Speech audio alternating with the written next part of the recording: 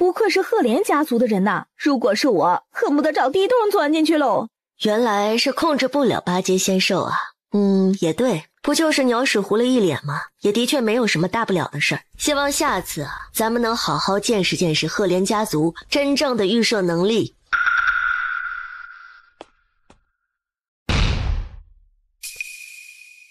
又炸炉了！苍雷大师的弟子居然又炼制失败了。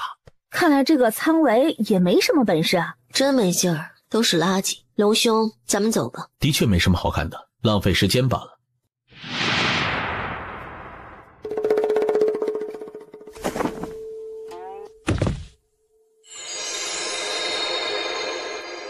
宋一阳，真的是宋太子宋一阳，他怎么变成和尚了？宇恒，你认识他？以前的故人。他有些不凡，身上的佛意都凝聚成了一道结界，便是那些大师也没有他这能力呀。范叔叔很厉害的，没想到他竟然出家了。每个人有每个人的道，也许他的道便是斩断情根，立地成佛吧。也许吧。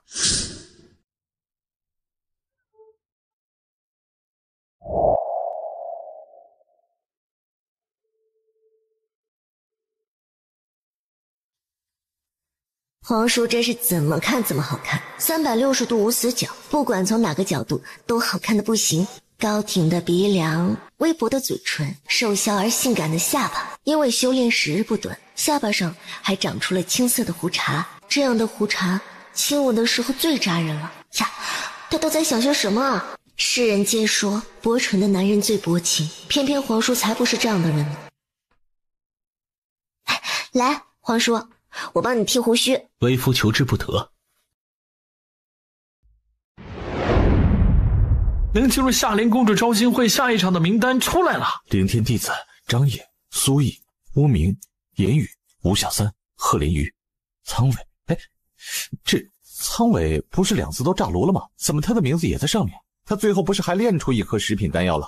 苍伟身为苍雷大师的徒弟，已经很厉害了。你们看，那个法号虚云的小和尚，居然也榜上有名啊！这年头真怪了哈，和尚也想娶妻，说明咱们的夏灵公主魅力大，连和尚都还俗了。不过那虚云小和尚倒是很厉害，昨天好像没有做什么，却让下文弟子连说了2声好。贺雷兄，我们的名字都在榜上。第2场比试比的是修为，比试通过之人将能住进幽鸾行宫，与大夏先帝论道。走，回客栈。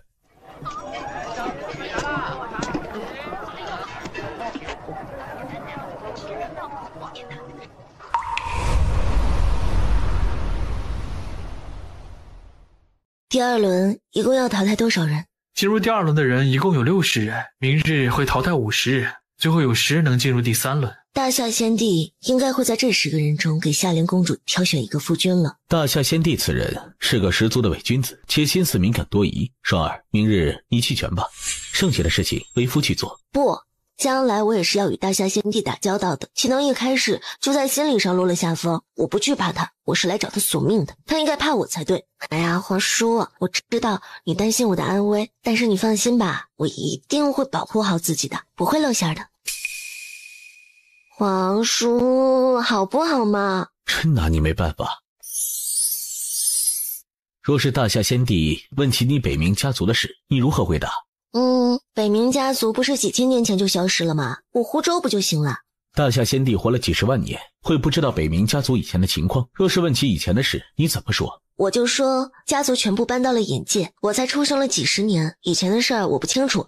伪君子都生性多疑，大夏先帝会信你这番说辞吗？啊，那怎么办？皇叔，我知道你肯定有应对的办法，快点告诉我吧。小妖精，我怎么小妖精了？我什么都没做呢。你在勾引为夫，你一颦一笑都在勾引为夫。喂，皇叔，你是不是偷偷看什么奇怪的画本了？北冥家族曾是灵界中有着与赫连家族不相上下的势力，赫连家族以召唤能力闻名，而北冥家族以炼气而闻名仙界。炼气？可是我不会炼气啊。这还不是最重要的啊，还有什么？北冥家族的人个头都不高，他们的祖先是矮人族与人族的后代。死老道，这是给他出的什么鬼主意啊？他这男装扮相，这么高大俊美，气宇轩昂，居然给他想了一个矮人族后代的身份。嘿嘿，皇叔，幸好你过来了，不然就要露馅了。那你说，我该用个什么样的假身份啊？还有什么身份能神秘一点，又不令大夏先帝起疑的呢？倒也不用换身份，你可以说是北冥家族进入隐界之后，与隐界中人成亲生子。北冥夜的父亲是北冥家族的人，但其母亲可以是隐界的人。也对啊，皇叔，那如果大夏先帝询问起关于隐界的事儿，我怎么回答？如果大夏先帝本人也进入过隐界呢？隐界很神秘，入口不定，有缘才能进入隐界之中，且隐界之大，大于仙界2倍，地广人稀。大夏先帝即便去过隐界，也不可能走遍整个隐界，双儿大可放心。皇叔好像去过隐界。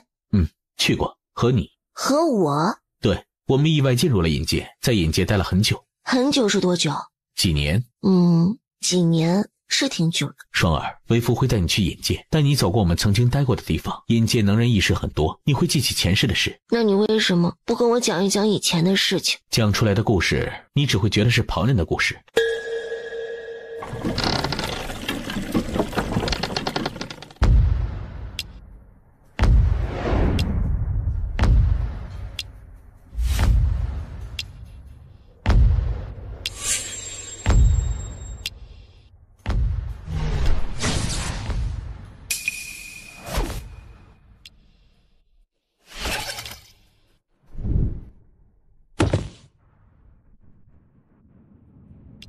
欢迎各位天骄来到本地爱女的招亲会。今日大家尽管大展拳脚，广场就像是一个大擂台，最后留下来的10个人将能够进入小女的幽鸾行宫之中，与本地论道。果然人不可貌相，观看大夏先帝那副和气的模样，谁能想到他是那种会给自己好友背后捅刀子的人呢？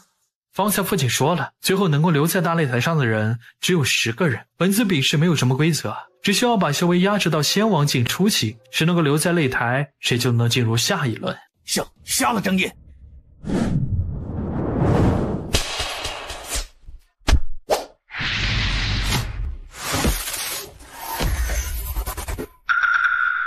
今天谁也救不了你，谁也救不了他了。你以为就凭你们2个抢救他，痴人说梦！臭和尚，你也和本公子作对？莫非？哪有什么莫非啊？皇叔出现在这儿，他哪能猜不到自己的身份？贺连宇，你丢了这么大一个人，还想娶夏灵公主？夏灵公主看得上你吗？本公子想，这天底下女子，没有人想嫁给一个被鸟屎糊了一脸的肮脏男子吧？场上的人大部分都是本公子的朋友，你们几个人只有被踢下擂台的份儿。识相认输，自己跳下去，省得脏了本公子的手。口气倒是很大，嘴也很臭，难怪仙兽会拉屎拉在你脸上。该死！阿弥陀佛，诸位施主戾气太重，迟早堕落。小僧行走仙界，不能见死不救。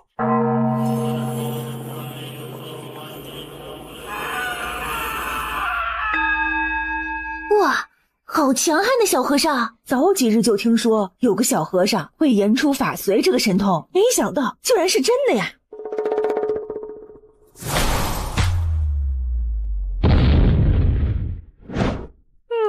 切，就这点能耐，我还以为你们多厉害呢。臭和尚，你竟敢与我作对，鹤莲家族是不会放过你的。阿弥陀佛。小僧一番好意，却被施主误解，小僧真是委屈。施主戾气更重，小僧给你念一念金刚经，消除你心中的戾气吧。你闭嘴！张烨，你躲在人后算什么本事？有种的出来跟老子单挑啊！可怜你是个蠢货，要给贺连鱼当走狗，那谁也拦不住你。你想挑衅本公子？行啊，本公子就来看看千星仙帝的义子到底有什么能耐。狗胆倒是不小。张兄，此人为兄替你杀了。龙兄，哪里用得着脏了你的手啊？这样的渣仔，小弟自己解决。张兄，你小心点，这个血魂已杀入道，他有一张万鬼幡的仙器，厉害得很，里面有他杀死的100万妖族，全被他炼级成恶鬼了。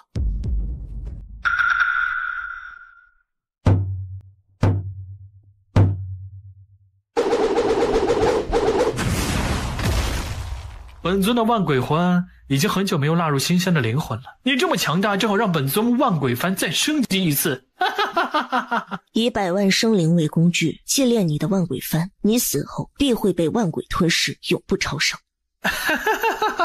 反噬，可笑！万鬼幡中的厉鬼都是本尊炼出来的，他们全以本尊为主。你放心，本尊会让你尝尝什么叫万鬼食心的滋味。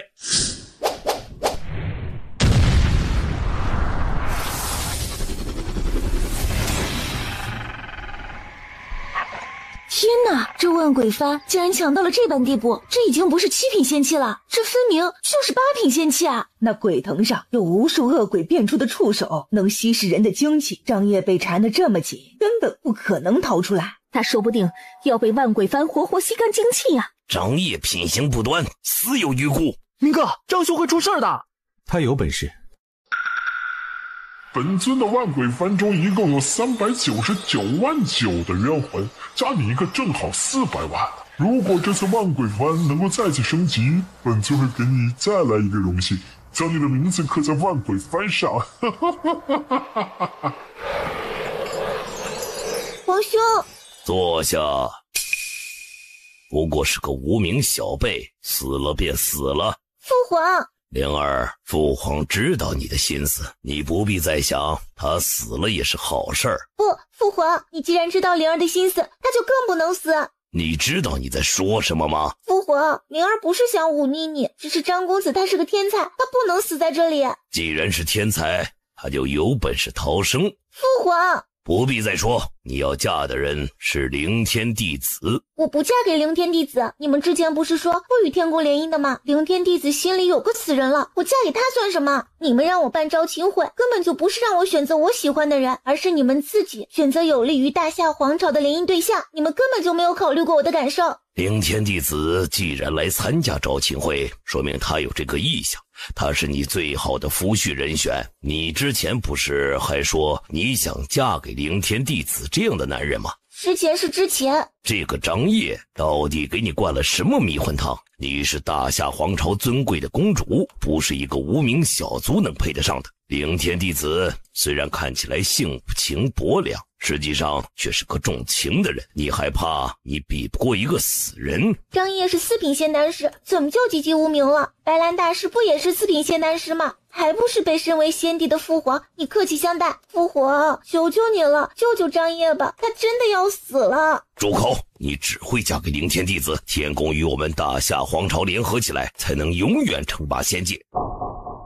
父皇，凌天弟子只不过过来玩玩罢了，他不会娶灵儿。他既然参加了招亲会，就是天宫的意思，为父会让他心甘情愿地娶夏灵。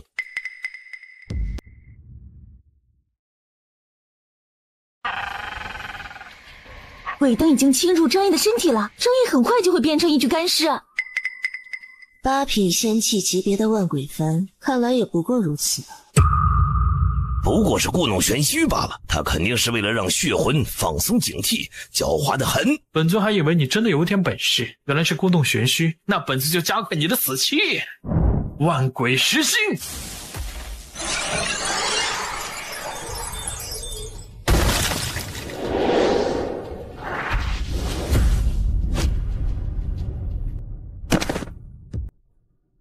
这不可能！血魂，千星仙帝一子，活了将近万年也不过如此啊！本公子还以为你有什么本事，让你全部都使出，但你着实让本公子失望。不可能！万鬼噬心，399万9的恶鬼溜魂，本尊命令你们立刻吞噬他的心脏。去吧，杀死你们的人就在那儿。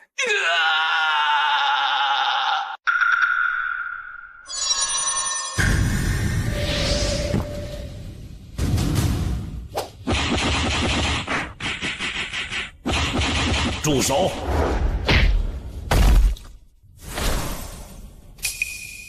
得饶人处且饶人，张掖，你太过狠毒了。先帝，你说错了，出手狠毒的是你救下的血魂才对，我有何狠毒的？你的意思是本座不该救他？本公子可没有说先帝不该救他，只是先帝方才说我狠毒，在场这么多人作证，狠毒的人是血魂才对，而我不过是以牙还牙，担不起先帝一句狠毒啊。本帝已经几千年没有见过这么狂妄的年轻人，你是第一个。成为先帝口中第一人，真是本公子的荣幸。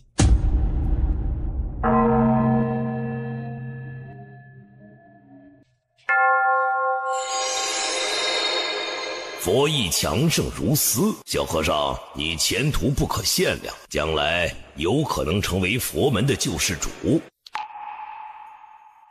比试继续，不过本帝不希望再出现张掖恶毒杀人的这种情况发生。招亲会不是比武大会。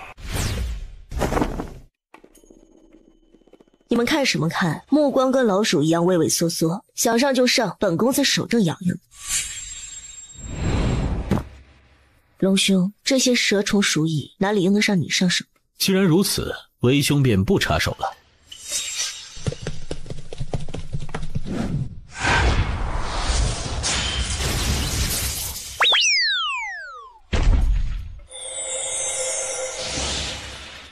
神技！你别过来，你想干什么？你让那么多人联合起来攻击本公子，你觉得本公子想干什么？我不怕你。是吗？这次你又要召唤仙兽了吗？也好，本公子还想再见识见识赫连家族的召唤能力，看是不是每次召唤来的仙兽都会拉泡屎在脸上。本公子也不为难你，你从这儿滚下去，本公子就放过你。对不住了，兄长。塑料兄弟情啊！本公子自知能力不如各位，本公子也弃权。第2轮比试结束。无趣。今日傍晚，本座会在灵儿的幽鸾行宫举办宫宴，招待各位天骄。本帝还会挑2人与本帝论道。先帝放心，我等一定准时前往。年轻一代人才辈出，你们之中将有1人成为本帝的乘龙快婿。本帝对你们每个人都充满期待啊！等等。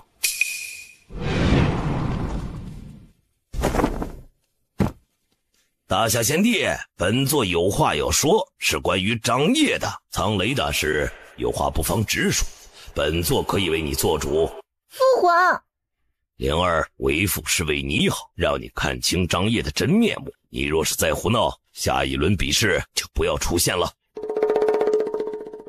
先帝，本座不忍先帝受到某些人的蒙骗，更不忍公主嫁给这种欺世盗名的小人，所以必须要出来直言。苍雷大师直说无妨，就是他，张掖。大夏先帝，张掖此人人品有极大的问题，他为了踩在本座的头上出名，不仅干扰本座炼丹，使得本座炼丹炉炸炉，竟然还给韶华圣女下毒，诬陷到本座的头上。这样的人不是欺世盗名是什么？先帝，张掖不配成为您女婿的候选人，还请先帝为了公主的幸福着想，取消张掖的资格，并让他为自己的恶毒付出相应的代价。张掖竟然给韶华圣女下毒，这样的人的确不配做本帝的女婿。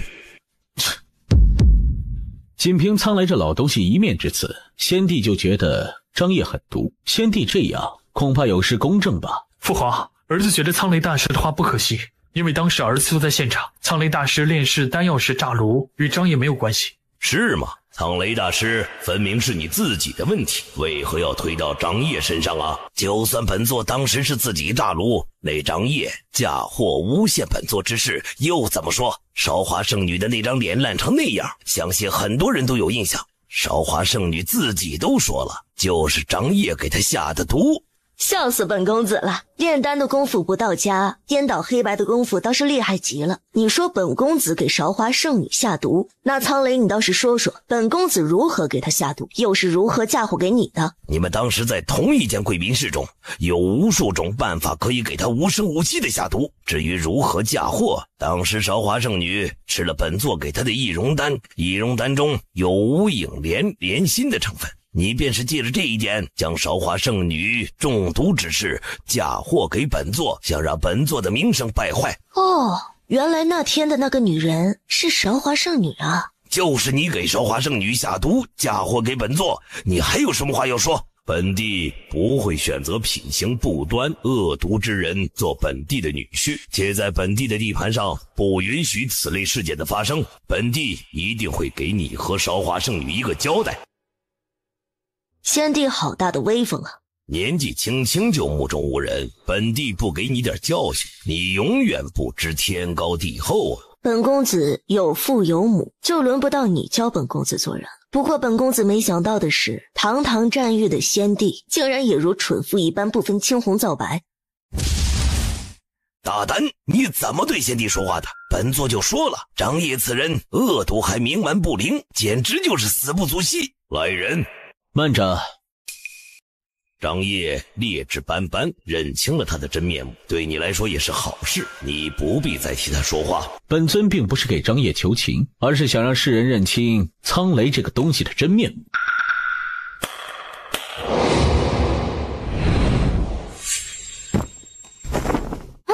白兰大师，白兰大师怎么来了？本座与凌天弟子乃是相交好友，得知凌天弟子来参加公主的招亲会，自然要来看个热闹。苍雷，许久不见，你还是老样子，一样的利欲熏心，不思进取啊！白兰，你这话是什么意思？意思是你就是个渣仔，这都听不懂。张掖小友说的不错，你就是个渣子。炼制出的仙丹是害人中毒的毒丹，你这样的人根本就没资格当炼丹师。白兰大师，此话何意啊？先帝，苍雷炼制的易容丹中含有大量的无影莲心之毒，正是易容丹中的毒性，才让天宫的韶华圣女烂了脸。没想到苍雷竟然还嫁祸给了张掖小友，真是令人不齿啊！胡说！本座炼制的易容丹绝对没有问题，你竟然联合起张掖这个无耻小辈，诬陷于我！诬陷？你看这是什么？不见黄河不死心，事到临头还死鸭子嘴硬。苍雷，你太令人失望了。这颗丹药就是你炼制的易容丹，本座已经鉴定，其中含有超过100余倍的无影莲心之毒，是你炼制的时候出了问题。你不仅不反省，还把过错嫁祸给别人。不，这不是本座炼制的。你不承认也没用，你炼制的丹药，稍微懂一点的人就能分辨出来。这么烂的丹药都能拿出来炼制，真是叫人大开眼界啊！大夏先帝，苍雷大师人品这般恶劣，你准备如何处罚呀？苍雷实在较真，连本帝都被哄骗了。来人，把苍雷轰出战域，这辈子都不许这种小人再踏进战域一步。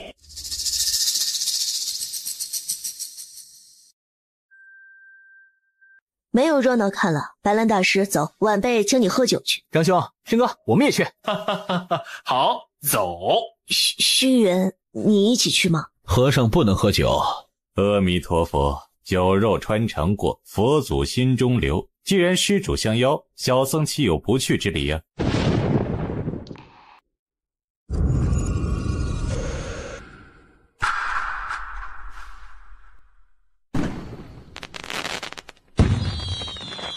炼天弟子，我知道你对迎娶凌夏公主没有兴趣，不知道今日能否给小弟几分薄面，让小弟赢了这场招亲会。小弟届时一定感激不尽，让祖父亲自去天宫道谢。赫连公子不是很厉害吗？居然还有求人的时候啊！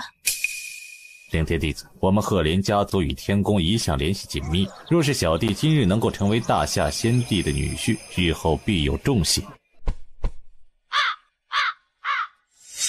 今日本帝将在场中的10位天骄之中挑选出最适合小女灵儿的夫婿，待婚事定下之后，本座将大摆1月流水席，让所有人沾沾喜气。请问先帝，今日的比试有什么规则？为了灵儿的幸福，须得挑选一名门当户对之人，10人之中只有北玄圣杰两兄弟，还有凌天弟子和赫连瑜4人与灵儿身份相当，其余人本座思考了1个晚上，为了灵儿将来的幸福，只能狠心淘汰几人了。若是论身份，张兄也配得上夏灵公主。先知，本帝知道你与张掖情同兄弟，但是他的身份的确不够高啊。北冥家族的后人也配不上夏灵公主。北冥家族贤侄，你说他是北冥家族的后人，北冥家族消失了7、8千年，贤侄别被骗了才是啊！北冥家族一夜之间消失去了隐界，又不是无迹可寻。如今北冥家族的后人回来仙界，仙界用骗这个字眼，未免太过了。北冥家族的祖上是矮人族与人族的后代，个子都不算太高。张掖这个头，本地不得不怀疑呀。为什么本公子不同于其他北冥家族的人？当然是因为本公子的母上个头不矮呀。本公子的外家南宫家族个个身高8尺。南宫家族？你说你母亲是隐界的南宫家族？不错，本公子母族就是南宫家族。没想到仙界的仙帝居然还知道隐界的事儿。既然大夏仙帝知道南宫家族，那应该认识这个东西吧？天心玉骨。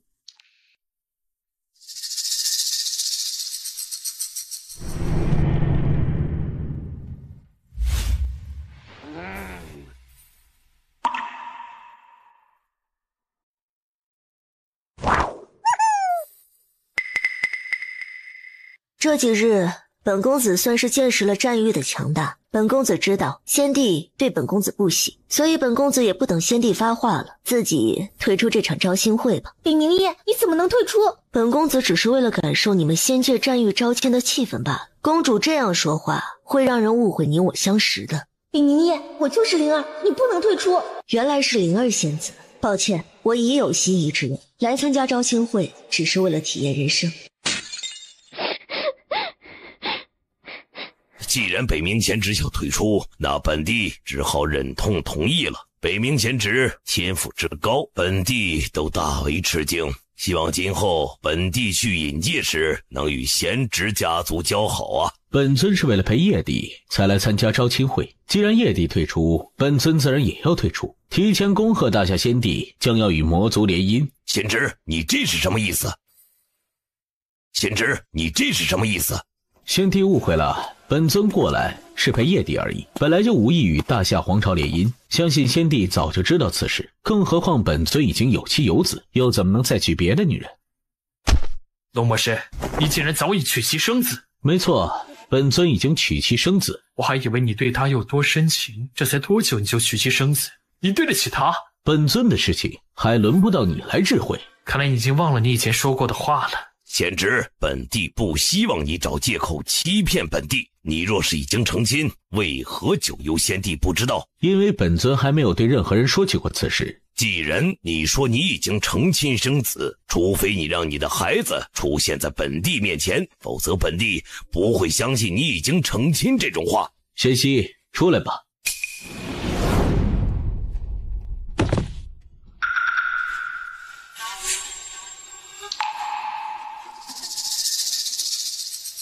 既然灵天弟子已经娶妻生子，那场上只剩下我一个人了。我已给祖父传讯，祖父很快就会赶来战域和先帝商量婚事。本公主绝不会嫁给他。父皇，你说过的，不会与魔界联姻。婚姻一事讲的是父母之命，媒妁之言。不过先帝，为何公主说不会与魔界联姻，是什么意思？贤侄啊，此事不急，关于灵儿的婚事还要再考虑考虑。先帝这是什么意思？难道招亲会都不作数了？今日所有人都在这里，众目睽睽，难道您还打算耍赖不成？哎呀，贤侄，你这话就太过了，本帝怎会耍赖？本帝的意思是，你和灵儿的婚事当然要从长计议呀。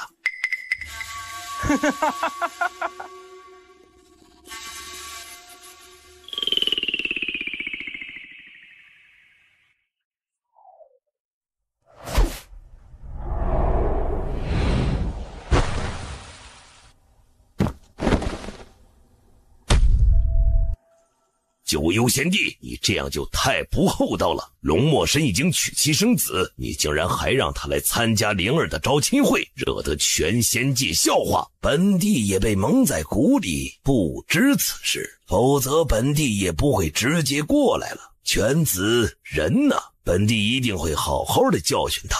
他们已经离开了石绝城，你我相识这么多年，本帝一直想与你们天宫联姻，此次也是有此意思。可是你儿子丝毫不给本帝面子，还让本帝颜面尽失，这笔账怎么算？你放心，本帝自当教训那小子，以后让他亲自来给你道歉。此事的确是犬子做的不厚道，不提前打个招呼。他若是早说他已经与别的女人结合有了儿子，本帝也不会逼他来此。不过现在天宫有了后，本帝不想再管他的婚事了。在这里，本帝还要恭贺大夏先帝即将与魔界联姻，强强联手，更创辉煌。你的意思莫不是准备认那来历不明的野种认祖归宗？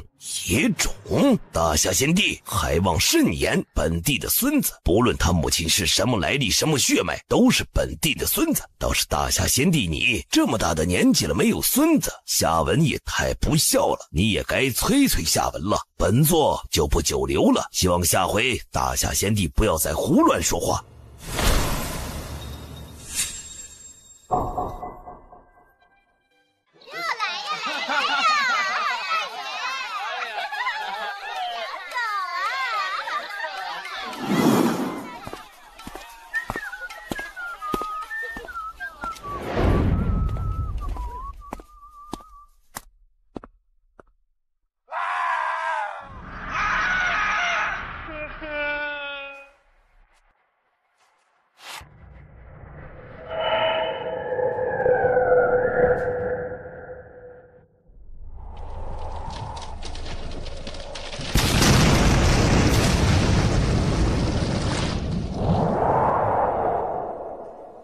谁杀了老孙？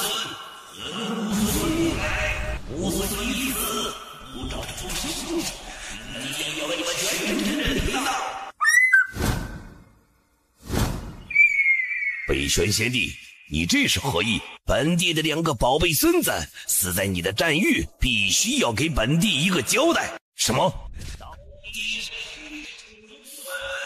北玄先帝，本座也不知道为什么圣儿杰尔会出事，本帝一定严查，给你一个交代。大夏先帝，本帝不想怀疑你，若是让本帝知道圣儿杰尔死于你命令，本帝将不惜一切代价请你战狱。本帝已经把灵儿许配给圣儿，又岂会对他下手？本帝不是这种出尔反尔还杀人灭口之辈，本帝一定会找出凶手。本帝命你松山狱，不管是谁上了圣儿，本帝都要灭他全族。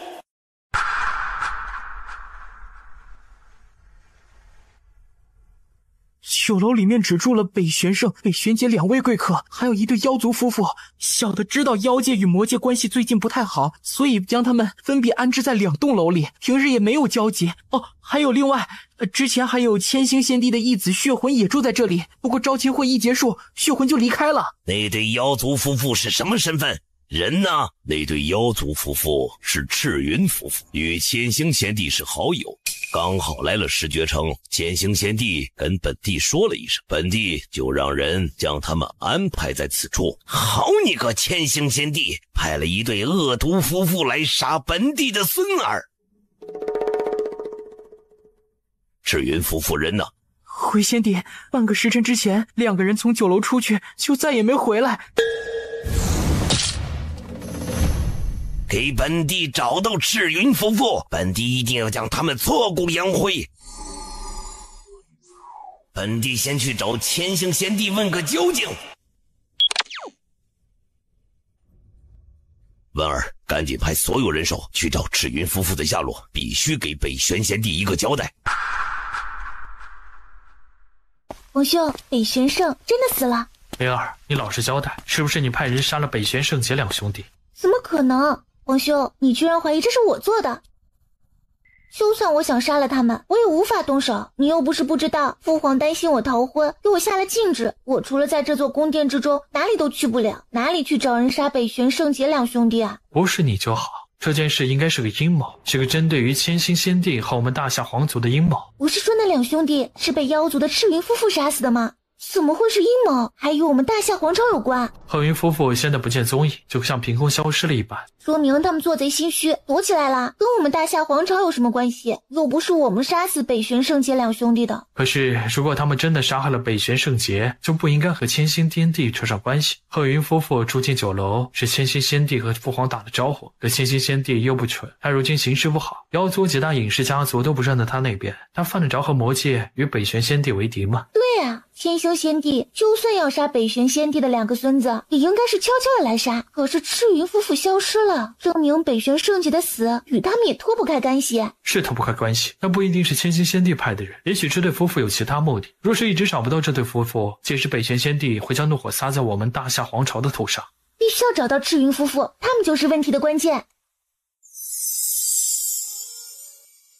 好古，关于5条小金龙，你有何打算呢？是打算让他们带走，还是将他们留在龙宫？5条小金龙本来应该很多年以后才能孵化，多亏了北冥叶小兄弟，他们才能得以出世，并有这么健康的体魄。所以武堂主老祖宗敖古想看北冥叶小兄弟的意思。小金龙本就是前辈您东海龙宫的后代，我之前只是先替您养着，如今到了龙宫，小金龙自然还是要待在你们龙宫为好。什么北冥叶小兄弟，敖古你就不用哄我们几个老家伙了，我们几个老家伙嘴很严的。双儿，几位老祖宗是冥王的好友，你无需担心什么。双儿，无双，你是无双那丫头？没错，几位老祖宗，我就是无双。迫于某种原因，所以之前易了容，还望几位老祖宗莫要见怪。你这丫头还活着都不知道来龙宫与我们几个老家伙打招呼，我们还以为你真的魂飞魄散了。双儿当时的确是魂魄消散了，时至今日还没有恢复前世的记忆，所以认不出各位前辈。难怪呀。无双，你下回莫要再冲动了。当时我们几个老家伙都在闭关，若是知道你去找那3个先帝拼命，我们无论如何也会拦住你的。无双啊，你莫怪我们不帮你报仇，我们龙宫有祖训，10万年之内，我们5个老家伙不得离开灵界1步，不然你父亲当日也不会……唉。以前的事情已经过去了，几位老祖宗不要再内疚，而且我重活一世已经稳重许多，不会再发生以前那种事情了，你们放心吧。魔神，你当初可调查出什么了吗？双儿魂飞魄散，尸骨不存，神皇骨也消失无踪，但3个先帝全都矢口否认。无双现在身上没有神皇骨。什么神皇骨啊？双儿，神皇骨是你生下来便有的，有神皇骨者有成神的潜质，将来能列立神位，神皇骨也能被夺走，但肉身一死，神皇骨便会失去神性，只有从人的身上活生生的将心脏之上的神皇骨挖出，重新移到别人的身上，才能让此人夺走属于你的神位。皇叔，没事的，都已经过去了，等我恢复了记忆，就能知道是谁抢走了我的神皇骨，我会把神皇骨夺回来的。无双有神凤骨一事，没有几个人知道，冥王将此事瞒得密不透风，到底是谁挖走了无双的神皇骨呢？会不会就是3个先帝挖走了无双的神皇骨啊？敖古，你不知道3个先帝要神皇骨也没用，因为神皇骨只能生长在女子的身上，而且年龄超过了14000就不能移过去了。我们龙宫刚好有神皇骨的记录，当初冥王便是来龙宫查找关于神皇骨的一切信息，所以我们几个老家伙对此很清楚。3个先帝都有女儿啊，会不会他们身上都没有神皇骨？我一一看过了。这就奇了呀。几位老祖宗，我能否借阅龙宫关于神皇骨的书籍看看？当然没问题。无双啊，你们就在龙宫住下吧，龙宫安全，3位先帝也不敢闯进龙宫里来，就算你的身份暴露也不用担心。您放心，我不会让3个先帝发现我的身份的，若真是被人发现了身份，我就躲到龙宫里来，到时候您几位可别嫌弃无双啊。谁敢嫌弃，我第一个揍他。几位老祖宗，你们是怎么看出我易容的？之前在战域，连大夏先帝都没能看出来。无双，你是吃了易容丹吧？我们都闻得出来。我的易容丹分明无色无味啊！你的易容丹是无色无味，但是易容丹发挥药效之后，融入了血脉之中，便有了气味，不过很轻，一般人闻不出来。那你们怎么就能确定这就是易容丹的味道呢？因为我们年轻那会儿经常吃易容丹，一闻就能闻出来。无双，你的易容丹还能再升级升级，你有什么不懂的可以问我，我刚好懂炼丹。什么刚好懂炼丹啊？他呀可是6品仙丹师，不过他说的不错，你若是有什么不懂的，倒是可以问问他。6品仙丹师不过是在炼丹一术上略有小成罢了，算不得什么。我曾经还见过比我更厉害的炼丹师，只可惜早早就陨落了。无双，你就在龙宫多待些时日，关于炼丹的知识，只要你想学呀，我一定倾囊相授。那就多谢四堂主了，我一定好好学。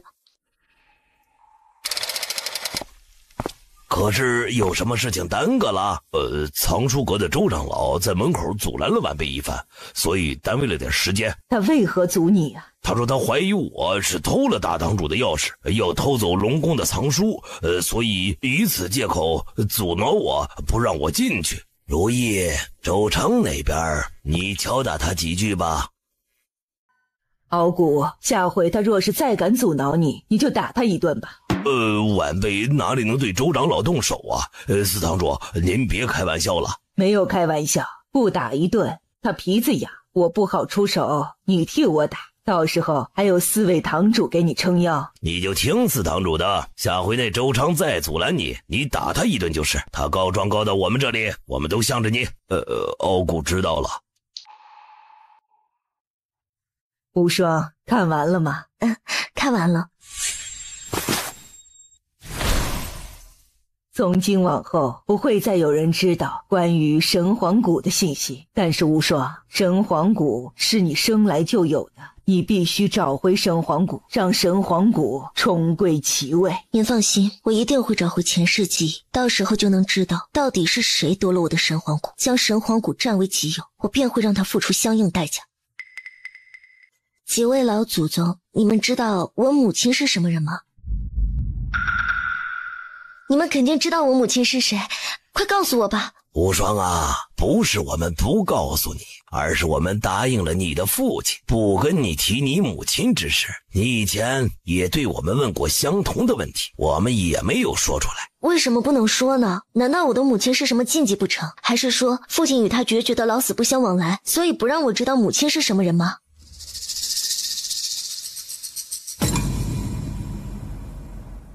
你刚才也看到了，神皇谷只有2个强大的人生下的孩子才会有，但是也不是所有强强结合的夫妻生下的孩子都会有神皇谷，所以神皇谷比至尊级别的神器更有价值，既能加快修炼，又能增强气运。你想要找神皇谷的下落，可以看看近几百年来有神进阶极快，气运滔天，且年龄和你相当，这样的人呢，有很大可能性就是夺走你的神皇谷之人。挖谷之仇，不共戴天。移植了神皇谷之后，有10年的适应阶段，这个阶段必须闭关融合。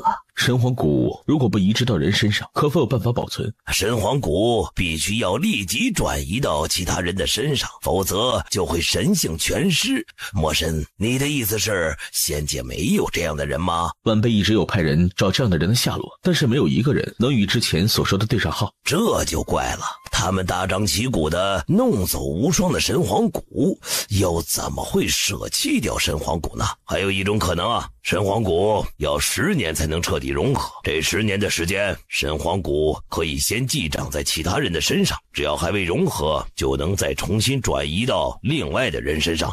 没错，也有这个可能性。近几百年也没有出现过这样的人。皇叔，不用着急，这个人只要身上有我的神皇谷，总有一日我会找到他的。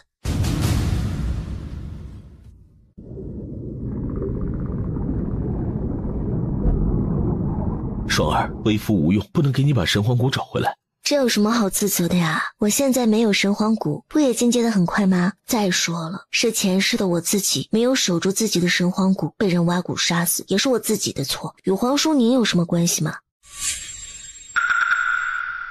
三大先帝都没有拿走神皇骨，他们的子孙后代中没有人有神皇骨，包括夏琳公主，她年龄与你差不了多少，是最适合移植神皇骨的人，但她体内没有神皇骨。也许神皇骨已经废了吧？作废倒也罢，否则为夫一定要将夺走你神皇骨那个女人挫骨扬灰。一定将她挫骨扬灰。等地府建成了，我们就把她打入18层地狱，让她有受灵魂煎熬之苦。双儿，现在的你心里已经很强大了，本来我想再等1-2年，再带你去引荐。1-2年？不行，我太想找回前世的记忆了，我可等不了1-2年。皇叔，你早些带我去吧。好，等帮助严苛夺回严家家主之位，为夫就带你去引荐。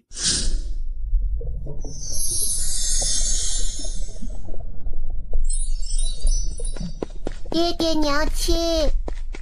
娘亲头不疼？小柔儿帮你吹吹。娘亲不疼，谢谢小柔儿哦。这里的骨头被挖走了，肯定很疼。小柔儿帮你摸一摸，摸一摸就不疼了，摸摸娘亲就不疼了。怎么了？就是感觉好像长了什么东西。皇叔，我的心脏上方多出了一块骨头。娘亲，爹爹。没事，爹爹问你，你刚刚是在给娘亲疗伤吗？我不知道，我只是想娘亲不痛。娘亲这里的骨头被坏人挖走了，娘亲一定很难受。小柔儿不想娘亲难受。娘亲不难受，而且你刚刚帮娘亲疗伤，娘亲被人挖走神骨的地方重新长出了神骨，这都是小柔儿的功劳呢。真的吗？妹妹太厉害了，娘亲，即使你的神皇骨被人夺走，你也依然能长出神皇骨，没有人能夺走属于你的东西，妹妹真棒啊！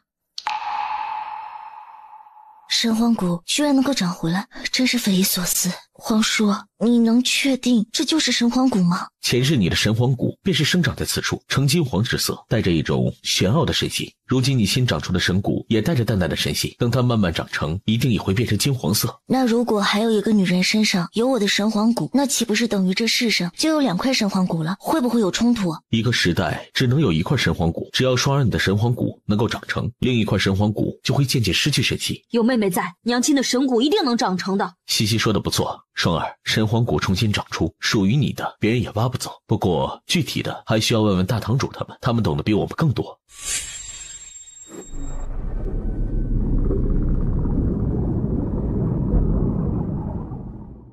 大堂主，关于双儿的神皇骨您怎么看？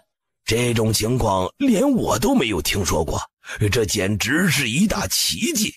如果无双以前的神皇骨作废了，那倒还好，但若无双以前的神皇骨真的被移植到了其他人的身上，必须要将对方的神皇骨挖出来才行，否则无双的神皇骨也无法长成。毕竟神骨只属于一个人，不能被2个人共同拥有啊。也就是说，那块神皇骨若是没有废掉，我的神皇骨想要长成，还是必须要把那个人找出来才行。的确是这个道理。你现在长出了神皇骨，反而还会加强另外那人的气运，因为这相当于2块神皇骨的作用叠加在了一起。看来我还是给旁人做嫁衣了。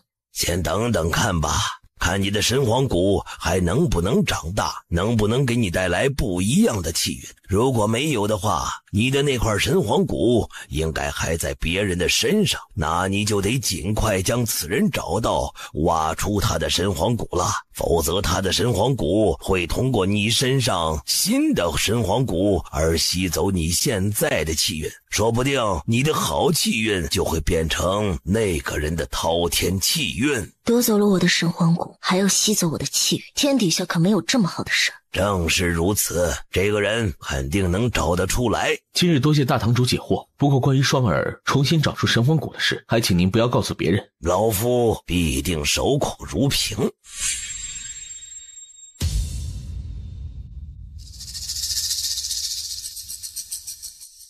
如意，我错了，你别不理我，我下回不刁难傲骨那个小辈了。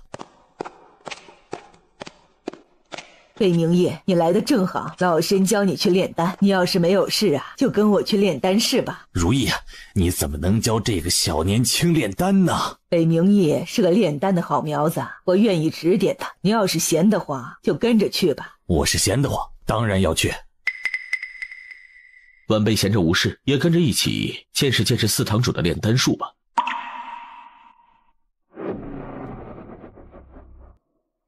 我答应应战，但我的修为比你们每个人都高，所以我会压制到和你们一样的修为跟你们比。谁先来？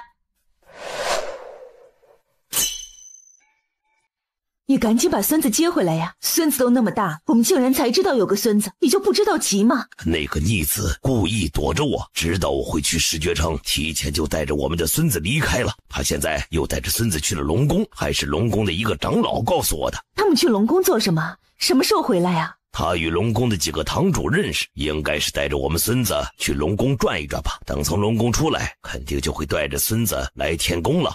哼，你对生儿不好，说不定生儿根本不准备带着孙子回来见你。他敢？那是我们天宫的血脉，岂能流落到外啊？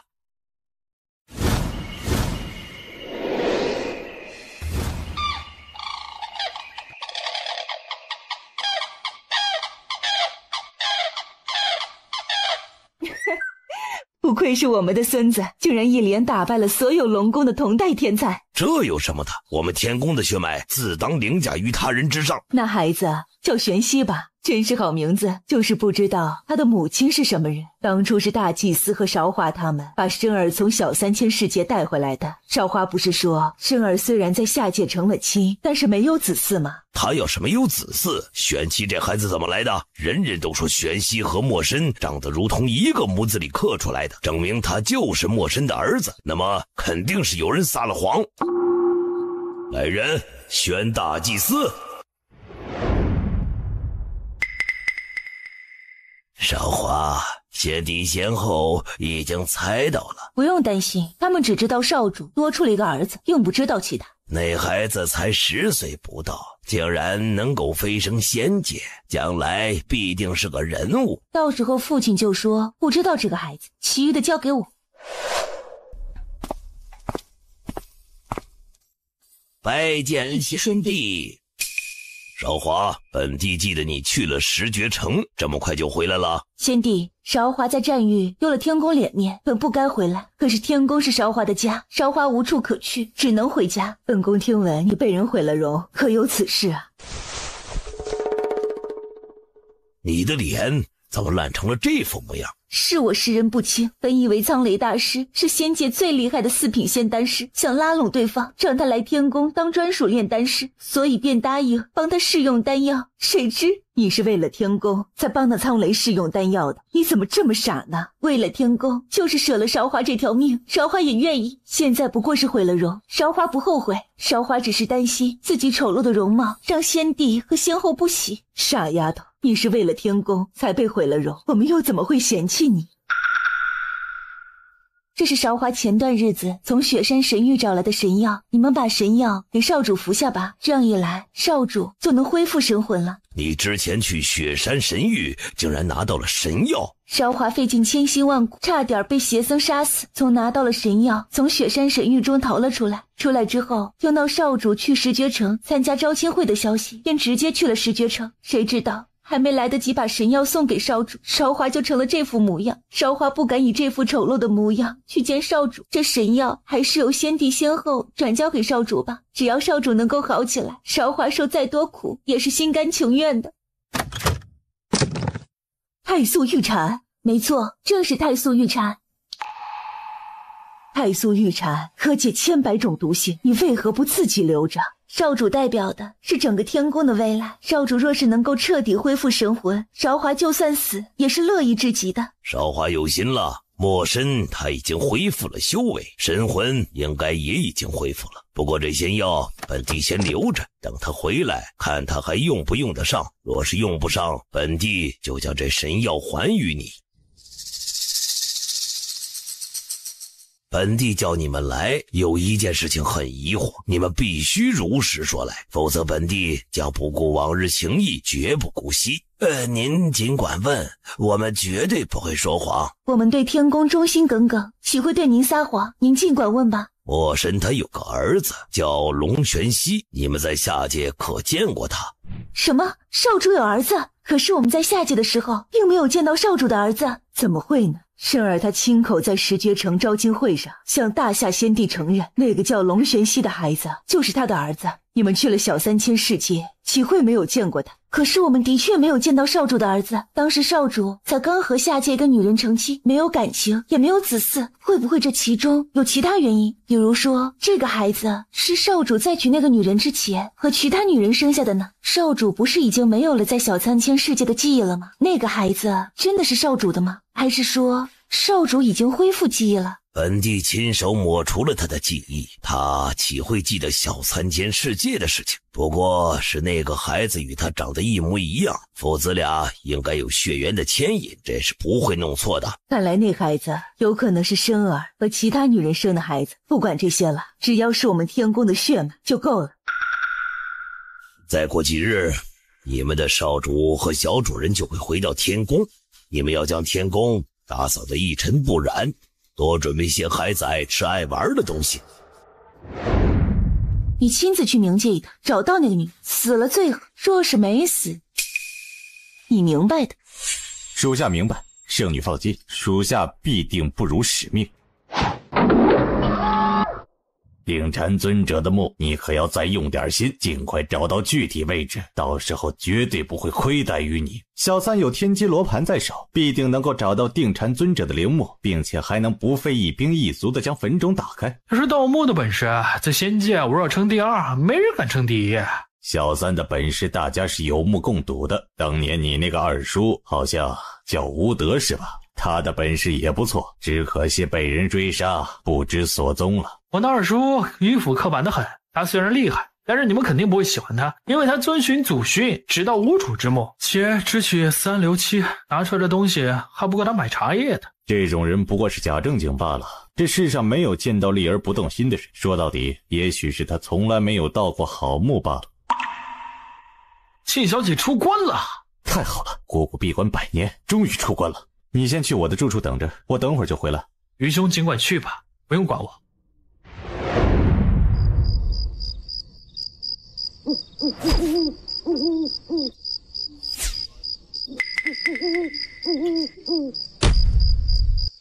父亲，菲儿，你也来了。倩儿，神功可有练成啊？我赫连庆天资过人，这世上就没有我练不成的功法。你如今修为如何了？之前降下来数次天劫，为父不敢进去干扰到你。倩儿的修为已经是仙王境巅峰了，还是兄长厉害，一眼就看出小妹我的修为。太好了，姑姑真厉害！我现在才刚仙王修为，姑姑居然已经快要成为仙尊了。多少人卡在仙王巅峰，难以寸进一步。你以为仙尊是那么容易晋升的吗？父亲，你放心，我一定会像兄长一样，早日成为仙尊。我想这个日子并不远了。青儿，进来。老祖宗定是知道我出关，要检查我的进步。父亲兄长，你们稍等片刻。倩儿闭关多年，实属家族一大喜事。如今倩儿神功已成，修为进展飞快，本家主将会举办一场盛大的宴会，邀请灵界的大家族参加，来庆贺倩儿出关。还是不要太张扬了，战与妖界、魔界现在都不安稳，不能让3位先帝对我们赫连家族有意见了。最近发生了什么事？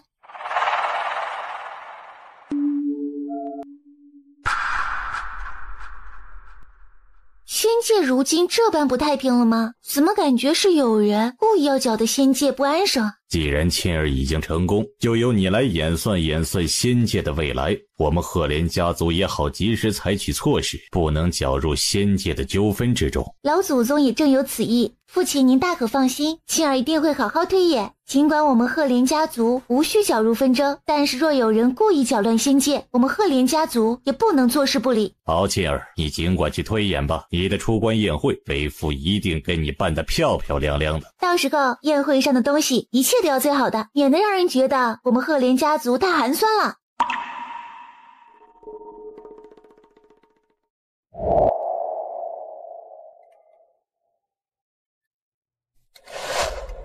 听说赫连家主已经给了家主邀请帖，到时候家主和少主都能去赫连家族参加沁小姐的出关宴会。真羡慕啊！要是我能出去就好了。沁小姐出手特别豪气，便是去吃一顿山珍海味也够了。真没出息！要我说啊，咱们的少主若是能娶到沁小姐就好了，那我们严家就能彻底起来了。少主和赫连鱼是好友，若是娶了沁小姐，岂不是赫连鱼的姑爷了？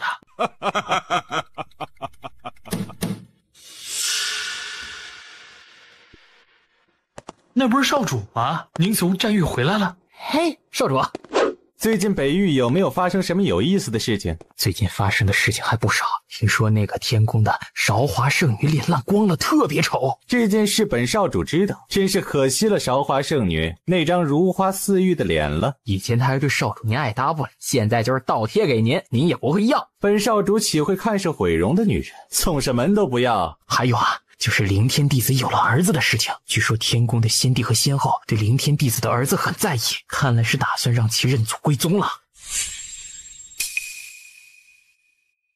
哥哥，小柔啊，以后帮你教训他。他马上就要倒霉了。少主，您没事吧？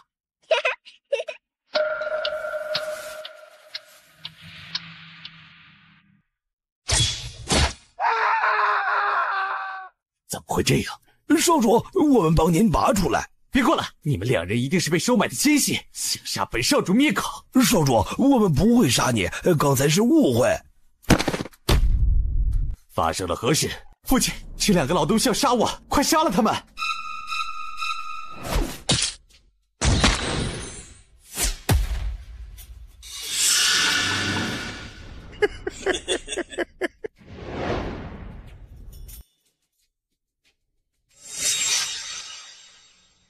肯定有问题。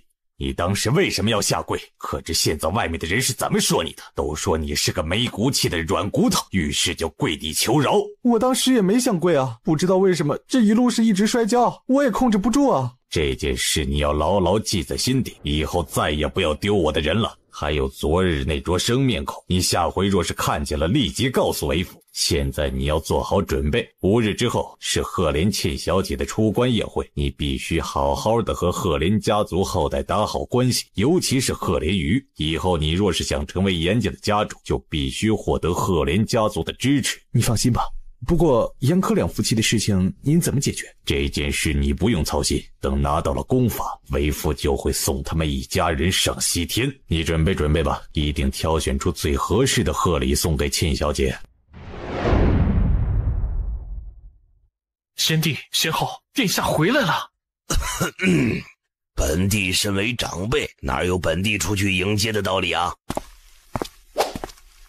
你也不能去，不能让那孽子觉得我们有多稀罕他。你不去就不去，拉住我做什么？我要去见我那乖孙，你不去可别后悔。不行，那孽子喜欢得寸进尺，不能让他察觉到我们的心思，到时候要反了天了。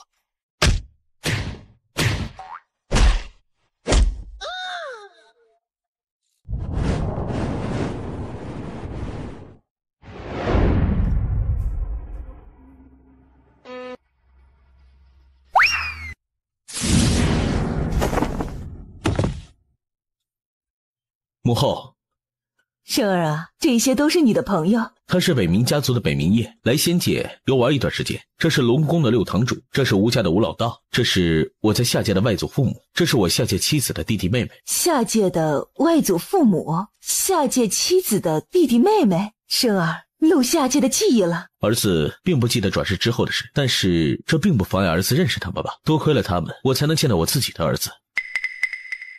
您是玄熙的祖母吗？是啊，你叫龙玄熙是吗？祖母见到你太高兴了，祖母给你准备了很多东西，一定有你喜欢的。谢谢祖母。西西啊，你年纪轻轻就能打败龙宫天才，祖母以你为荣。改天祖母啊，把北域的小天才全部叫来，让他们全部向你学习，以你为榜样。走，西西，你祖父还等着呢，我们去见你祖父。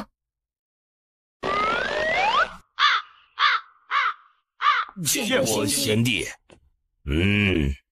孽子，你终于舍得回来了。你是把天宫当成客栈还是什么？想来住几天就住几天。既然没什么事，我就带他们去休息了。站住！他就是你在下界域旁的女人生的儿子。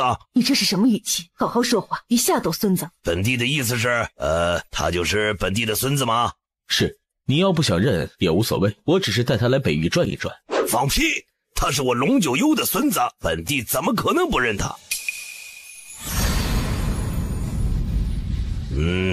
还不错，不愧是我天宫血脉。多亏了他们，我们的孙子才能来到仙界，找到深儿。既然你们来了，正好，本座要问一件事：与龙墨深生下玄虚的女人是谁？是他在下界的妻子吗？先帝劫走姐夫的时候，难道不知道姐夫在下界的情况吗？本帝自然不知。身为姐夫的父亲，看来先帝你似乎对姐夫并没有太多的关心。你们派人让姐夫与姐姐仙凡分离，还对姐姐腹中的胎儿动手。我看你们似乎并不太喜欢你们的孙儿吧？你在说什么？本帝派出去的人只带走了龙墨神，不可能对一个孕妇动手。更何况他们说你姐姐与龙墨神是父母之命媒妁之言的新婚夫妻，没有感情基础。是你姐姐贪得无厌，得知龙墨神乃仙界之人后，贪婪地要走了仙丹等物，然后与龙墨神合离。好一个合离，好一个贪得无厌。看来你们是被人骗了。我姐姐与姐夫感情深厚，伉俪情深，西西便是两个人爱情的结晶。什么新婚夫妇，他们都成亲好多年了。没错。雪溪，你说这到底是怎么回事？舅舅他们说的不错，爹爹和娘亲很相爱，当时娘亲肚子里还怀了妹妹，是一个戴着面纱拿着古琴的女人和几个男人从天而降，以娘亲的性命威胁爹爹，让爹爹跟他们去仙界。爹爹让他们起誓不要他们伤害娘亲，但是那个戴面纱的女人去而复返，抓住了誓言中的漏洞，用古琴伤害了娘亲腹中的妹妹，然后扬长而去。什么？叫大祭司和韶华圣女滚过来！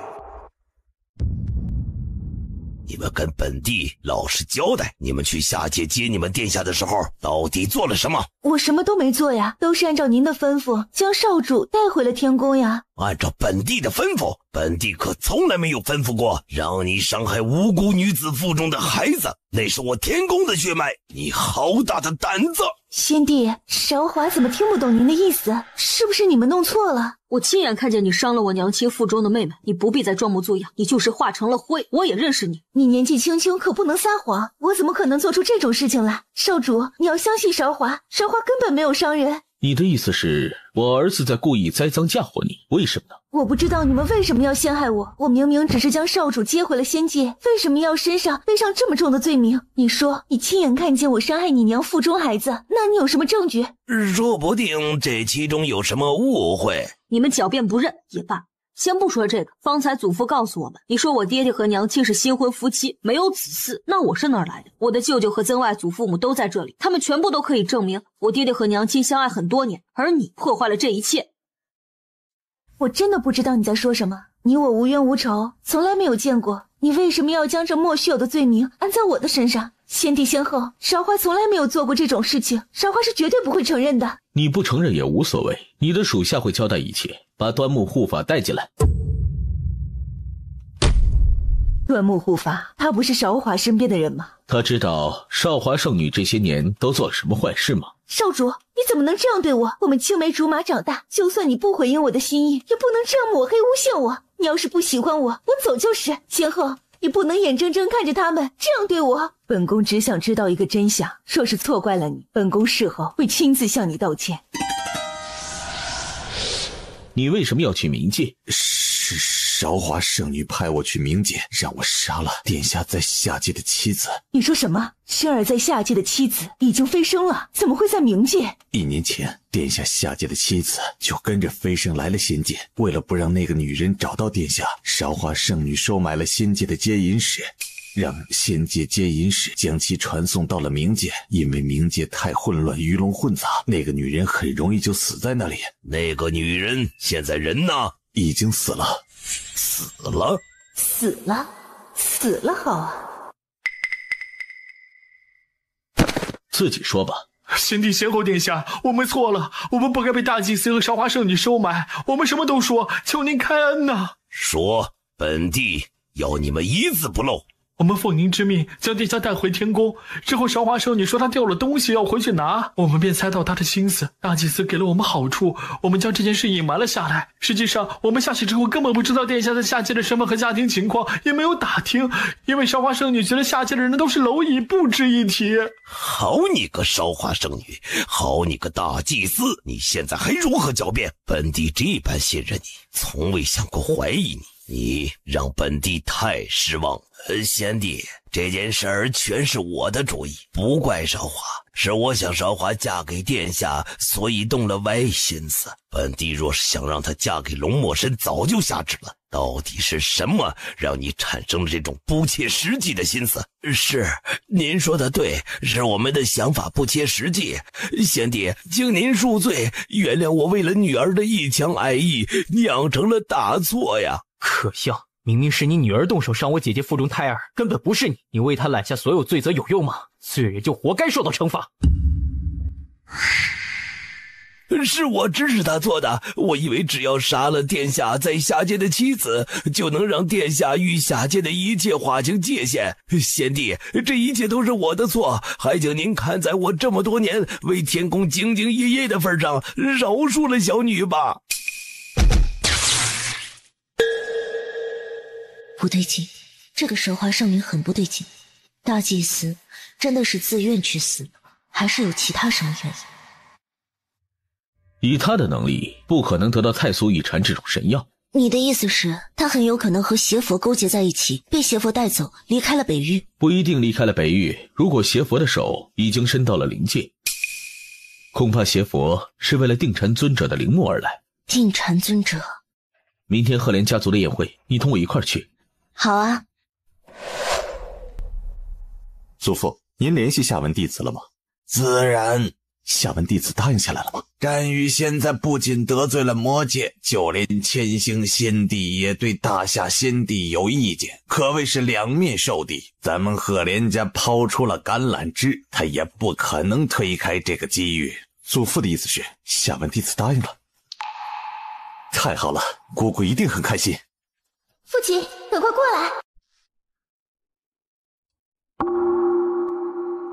姑姑，您怎么了？杰儿，是不是推算到什么了？父亲，仙界要乱了，要大乱。仙界如何大乱？我们赫连家族可否受到牵连？我看得不清楚，我只印象深刻的看到北玄仙帝惨死，魔界分崩离析，毁于一旦，仙界再无魔界。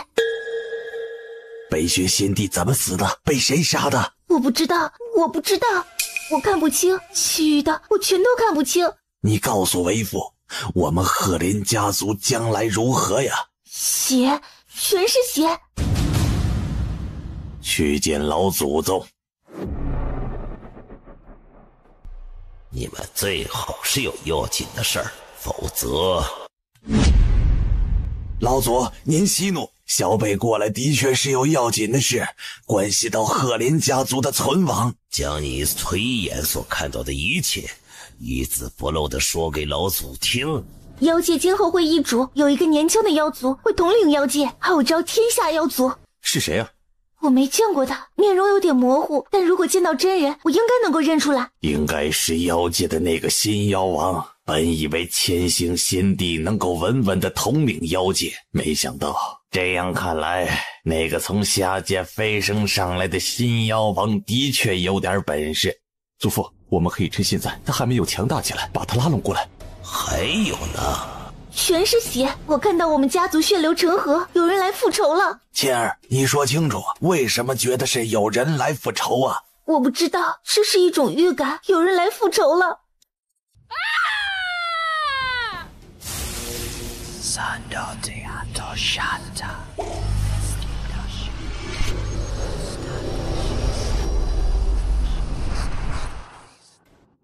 老祖，姑姑她没事吧？他这段记忆已经被清除，你们不得在他面前提起此事，否则他的灵魂将有可能会受损。怎么会这样？千儿眼推出的东西太逆天，且关系到我们赫连家族的将来，他看到的东西足以摧毁他的心智。老祖说的对，只有抹除掉千儿这段记忆，他才不会受到影响，否则这辈子想进阶都难。我不信我们赫连家族将来会这么惨，我们可是仙界除天宫外最强大的家族，谁能将我们家族覆灭？老祖可知道我们家族有什么劲敌会来复仇吗？去小3000世界的苍冥大陆找找有没有瑶池后人。是那位精彩艳艳的瑶池仙子的后人吗？没错，就是他。如果下界有人继承了他的传承，你就派人杀了他，一个不留。等等，仙界可有出现能召唤仙兽之人？以前有过，不过按照您的规矩，全部被我们杀死。很好，若是再有，必然杀无赦。走吧。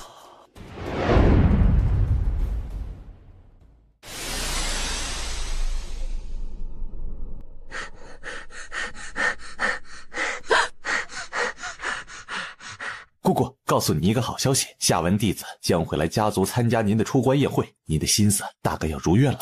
真的？臭小子，你别打趣我。我怎么会打趣姑姑呢？我说的是真的。现在大夏皇朝有些混乱，下文弟子能够分出心神来参加您的宴会，说明他有和咱们家族合作的意思。他又不是不知道您的心意，所以您放心，您一定能够得偿所愿的。我得去好好挑挑，明天宴会上穿什么衣裳，戴什么首饰。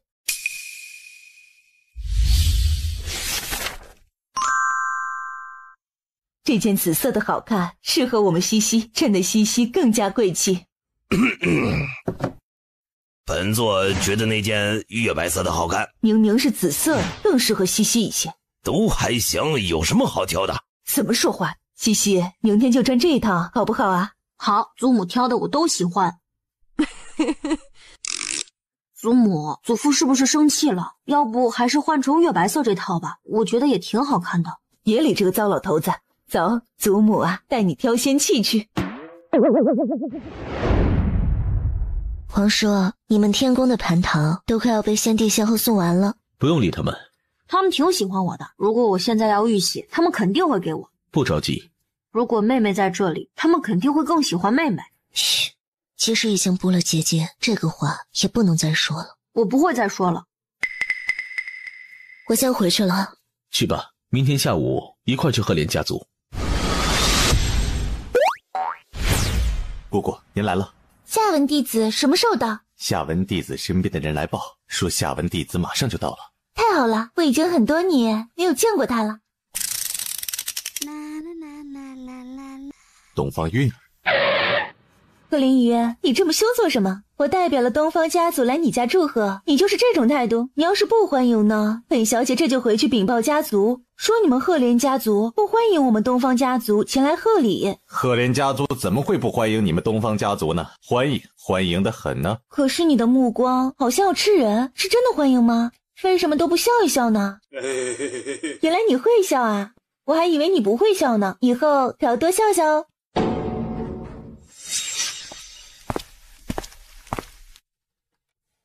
原来您就是龙宫的六堂主，失敬失敬。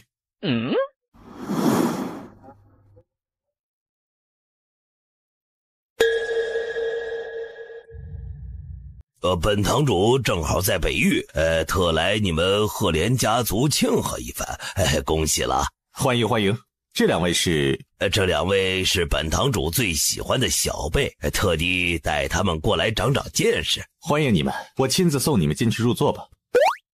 不用了，我们自己进去就是了，无需麻烦。你们跟我走吧，这赫连家族我来了很多次了，早就熟门熟路了。那就多谢这位小姑娘了。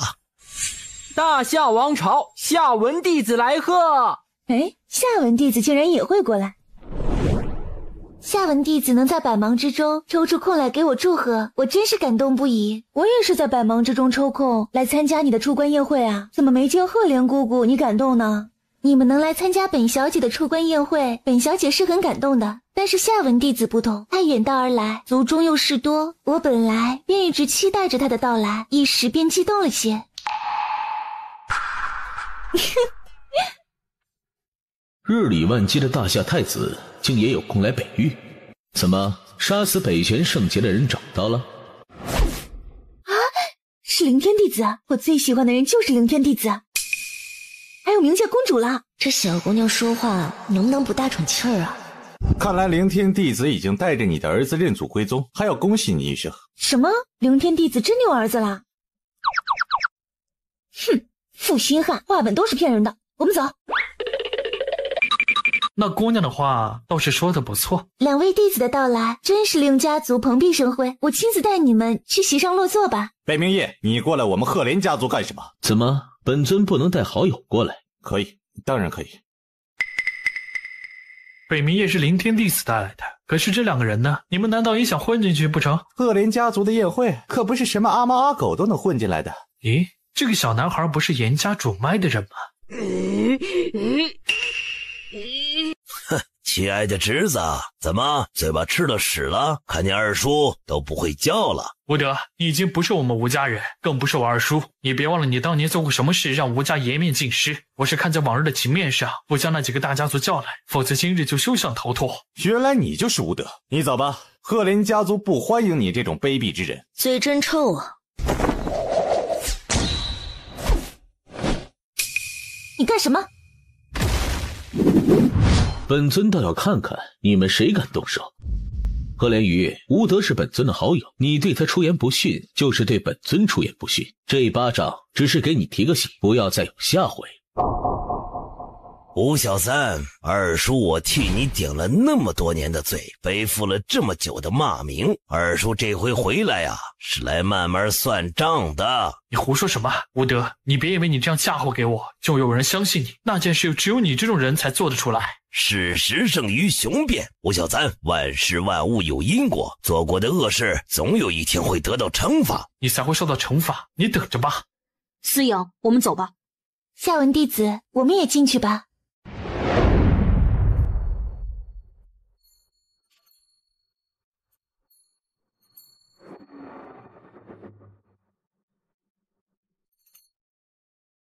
其实赫连家族的确有召唤和驱使仙兽的能力，但是靠的却是短暂的契约。这种契约会让仙兽暂时失去灵智，看这些仙兽发红的眼睛，便能知道了，他们并没有自由的思想，就像是被人控制的傀儡。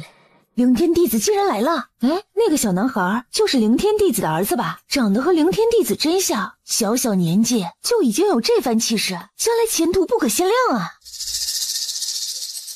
山无棱，天地合，乃敢与君绝。冥界公主逝去不过短短700年，他就另娶妻生子，真叫人不齿，负心汉。姑娘，你是不是画本看多了？什么山无棱，天地合，你才敢与君绝的？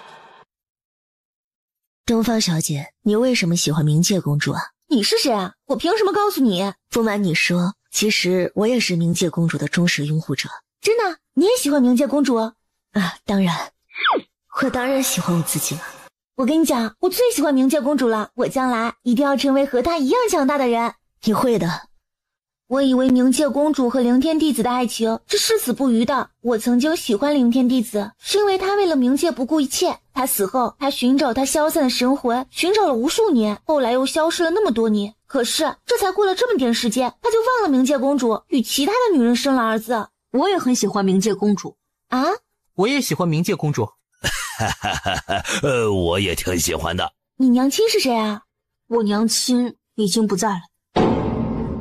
对不起啊。没关系，我娘亲从小就教育我要坚强。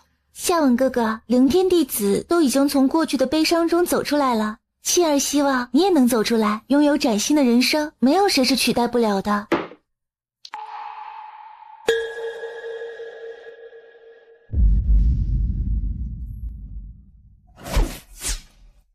今日大家能来参加小女的出关宴会，我们赫连家族真是蓬荜生辉呀！能来赫连家族见识见识，也是我们的荣幸。贵家族的手笔，我等只能仰望。今日有幸前来，当真三生有幸啊！还要多谢赫连家主的盛情招待。本家主就沁儿这么一个小女儿，从小到大都宠惯了。她这次出关，不仅修为高涨，而且还练成了神功，乃是五族之喜，这才忍不住邀请大家同乐。不知沁小姐究竟修成了什么神功？小女不才，花了足足几百年，才终于练成了原始大推演术，能推算古今，推算命运。沁小姐既然能力如此出众，不如帮本殿下推演一番如何？不可。弟子气运滔天，小女的修为还没到仙尊境界，强行推演会伤及身体。要不然让沁小姐来推演一下犬子的将来吧。能成为沁小姐第一个推演的人，烟雨真是三生有幸。沁小姐，您需要什么只管说，我一定好好配合。自取其辱。刚才是谁在说话？什么意思？原来是天宫的小殿下，你刚才这句话是什么意思？当然是字面上的意思啊！你若是不理解，我可以给你解释解释。我是不理解，我找沁小姐推演我的将来，为何小殿下说我是自取其辱？难道小殿下知道我的未来不成？我不会推演，但是呢，我知道你这种人是不会有好下场的。待会儿让所有人都知道了你的下场，你还怎么做人呢？我也是为了你好，你还是别推演了吧。顶天弟子，你的儿子说这话有点过分了，不过童言无忌，犬子倒是也不会与他计较。本尊儿子的话就是本尊的话，严家主若是觉得过分，大可让耳朵聋掉，自然就听不到了。弟子误会了，严某没有对小殿下不尊敬的意思。凌天弟子也是爱子心切，我们都能理解。要不咱们就换个人再推演？不用，就在他身上推演，让他知道自己的下场，才会有自知之明。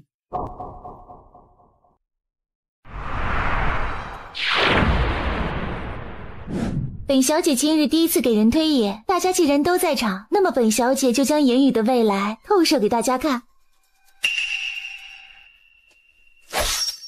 这是怎么回事？我儿怎么会身首分离呀？言语的死期在1个月内，他会死在被他玩弄过的女人手中。不可能，我不可能死，更不可能会死在我玩弄过的女人手里。就你玩弄女人，活该你有这么一天。年轻人哪能不欠下风流债的？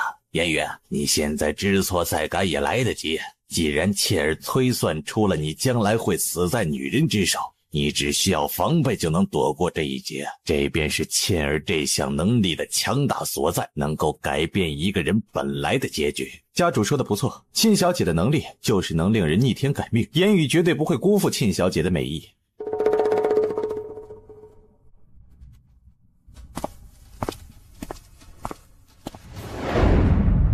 小鱼，我怎么感觉我的身体出了些问题？姑姑，你想多了，你才闭关出来，怎么可能会出问题？一定是您还不太熟练，等您以后更熟练些就好了。你说的没错，我才闭关出来，怎么会有问题？之前也见了老祖，说是有问题，老祖一眼就能看出。等我熟练些了，再为小鱼推演推演，看你什么时候娶妻。谢谢姑姑，但是您今日还是先不要推演，而且老祖也说过，大推演术这等逆天之术，尽量不要用在自己和亲人身上，否则有可能会遭天谴，您一定要多加小心呢。知道了。我说的，你听到了没有？那我们说好了，我到时候去战场就去找你。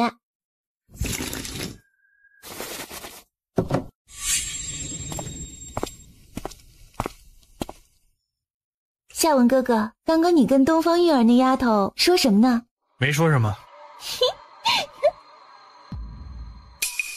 夏文哥哥，你怎么喝了这么多酒？你有什么不开心的事情可以和沁儿说呀？跟你有什么好说的？你以前经常说无双坏话，你以为本殿下不知道？夏文，你变了。你为了一个死去多年的女人，变成了现在这番模样。为了一个死去的女人，这般伤一个喜欢你的人的心，你觉得值得吗？那个女人早已神魂俱灭，死在你父亲及千星仙帝和北玄仙帝手里。你这样，他根本看不见。就连凌天弟子都已经娶妻生子，为什么你不行？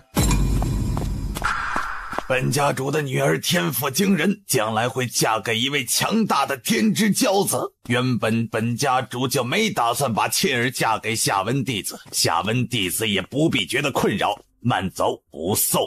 把女儿倒贴给下文弟子，下文弟子都不会要。你一个小辈屡次三番顶撞长辈，你的家教哪儿去了？东方家主若是知道你这般骄纵任性，定然会给你家法伺候。你不用在我面前提我祖父，他也管不了我。更何况我们东方家族的家法关你什么事？你未免也管得太宽了。好你个大胆小辈，真是吃了雄心豹子胆，敢对本家主说这种话。本家主不给你一点教训，你就真不知天高地厚了。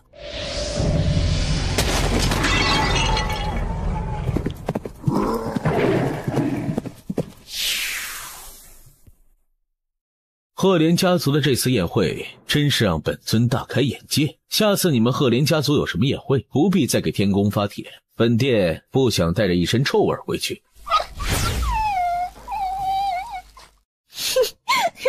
笑死我了！哎，你们看到没有？赫连鱼、赫连沁他们头上的鸟粪，好恶心啊！你们怎么都不笑啊？难道不好笑吗？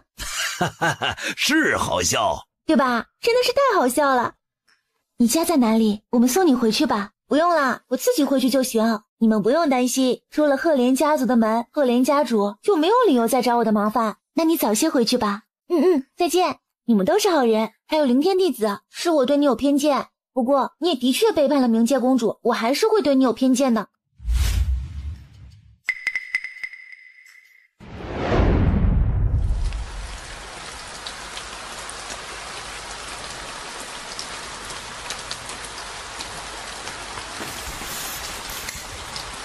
喝闷酒有什么意思啊？我陪你喝啊。丫头，一边去。哎呀，你这样喝酒太浪费了，喝酒要慢慢喝，一个人喝酒多没趣啊！来，看在你喜欢冥界公主的份上，我陪你。我偷偷跟你讲，我可是千杯不醉呢。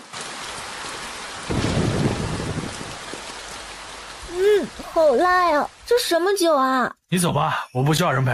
我知道你肯定在想冥界公主，其实我也想她。我长大之后就特别想见她，甚至已经做好了去冥界投奔她的准备了。结果传来了冥王陨落的消息，我被祖父关在了密室里，他不让我去冥界，他觉得我是去送死。过了很长时间，我终于被他放出来。我以为他让我去冥界，没想到他告诉我冥界公主死了。我从来没有想过那样强大的冥界公主会死得那么突然，而且还是神魂俱灭，连投胎转世的机会都没有。我能做的就是记住她，缅怀她。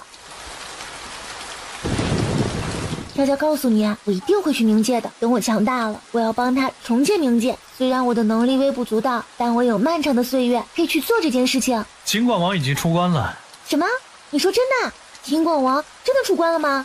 太好了，再过几年我就去冥界，这回谁也拦不住我。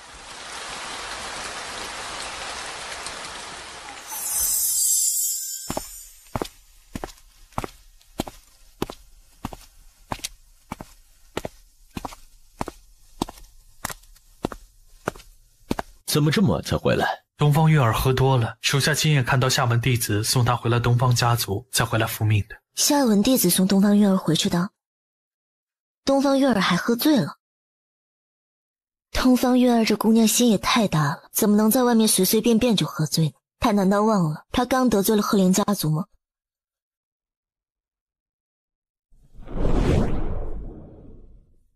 吴小三有天机罗盘，能迅速的找到具体位置，倒也不稀奇。不过他有天机罗盘在，说不定也能很快打开陵墓啊！哎呀，老道不怕他打开陵墓，怕就怕他沾染了不好的因果，连累整个吴家。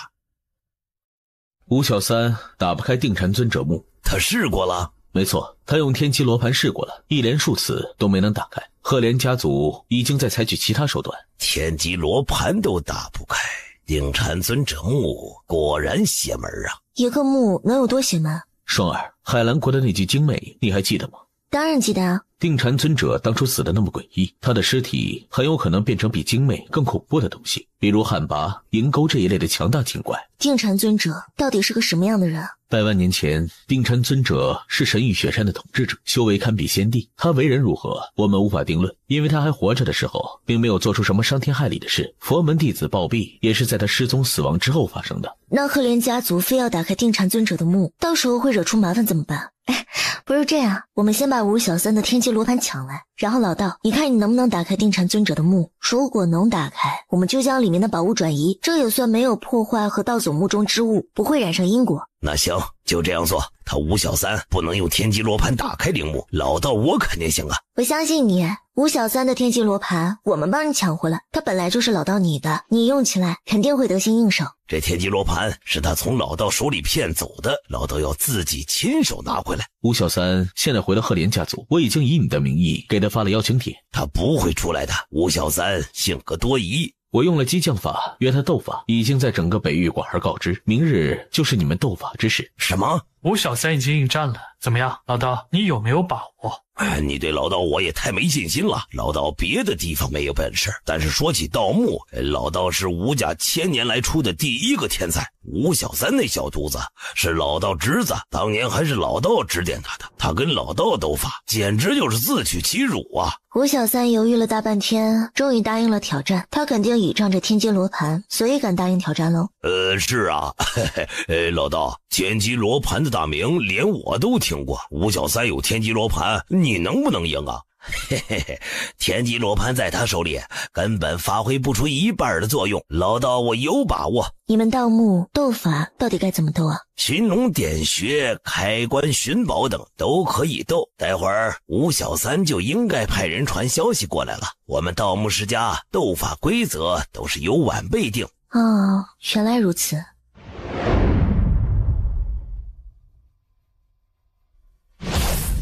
不孝子孙，怎么了？他竟然拿吴家老祖的陵墓来赌，谁能先打开老祖的陵墓，谁才算斗法胜利。吴小三说不定就是看准了你忠孝的性格，故意给你出了这道难题。知人不达目的不择手段，是个狠人。你们吴家老祖的陵墓好打开吗？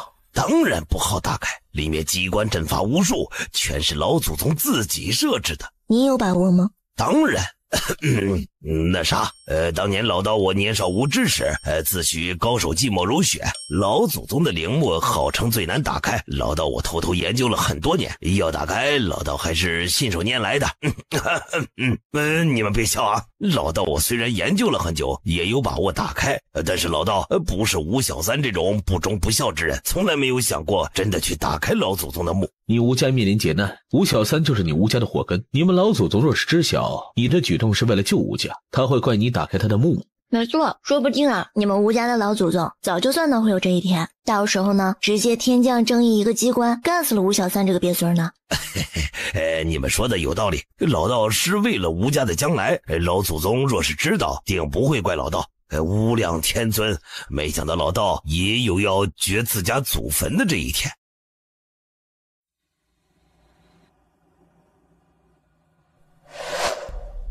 吴小三，你这是大不孝，大不孝啊！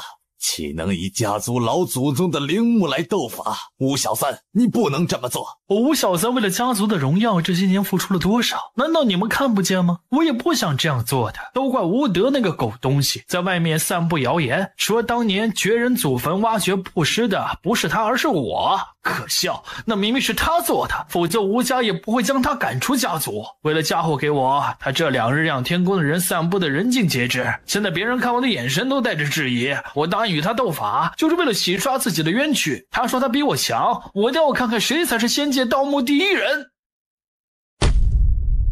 这就是你拿家族老祖宗坟斗法的原因。灵天弟子，我是为了光明正大的让吴德知道他永远不可能赢我。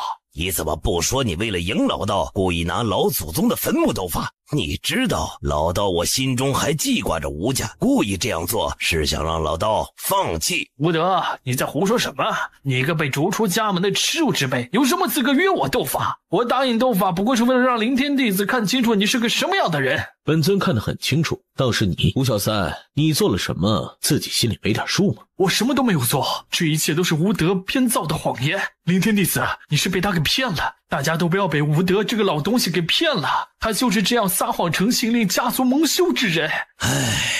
当年老道教你法术，教你一切，也教你做人。可是你现在的为人，太让老道失望，你就是家族的老鼠屎。你不用颠倒黑白，小三这些年为家族做了很多贡献，并不是你一两句谣言就能把脏水泼到他身上。你们不必多说，准备斗法吧，谁输了谁就跪下磕头道歉。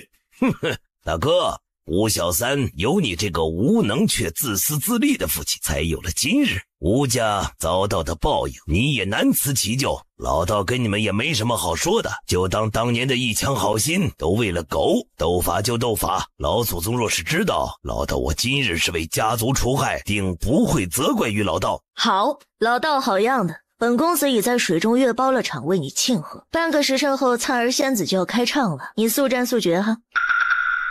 老道早就听闻了灿儿仙子的大名，北冥小道友，你放心，半个时辰老道一定搞定。你这个家伙的耻辱只会狠狠败在我的手下，等会儿跟我磕头下跪吧。吴德，你已经被逐出了吴家，多亏了我吴小三，你才能来到这里，但这将是你这辈子最后一次接触到吴家列祖列宗的墓，以后你休想再踏进吴家半步。老道懒得与你这无知小辈说话，老道待会儿还要去听灿儿仙子唱曲儿，别浪费时间了，去听黄泉曲儿吧。谁破解的机关最多，谁能从最上面打开就是谁赢。你老了，看来骨头都松了，有我在，你连动手的机会都没有。是吗？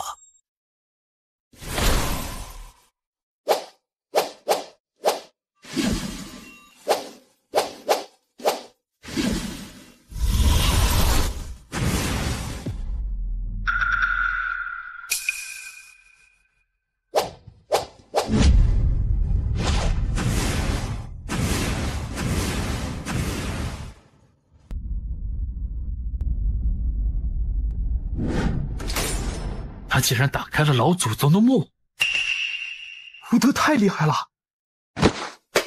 不可能，绝不可能，这是假的！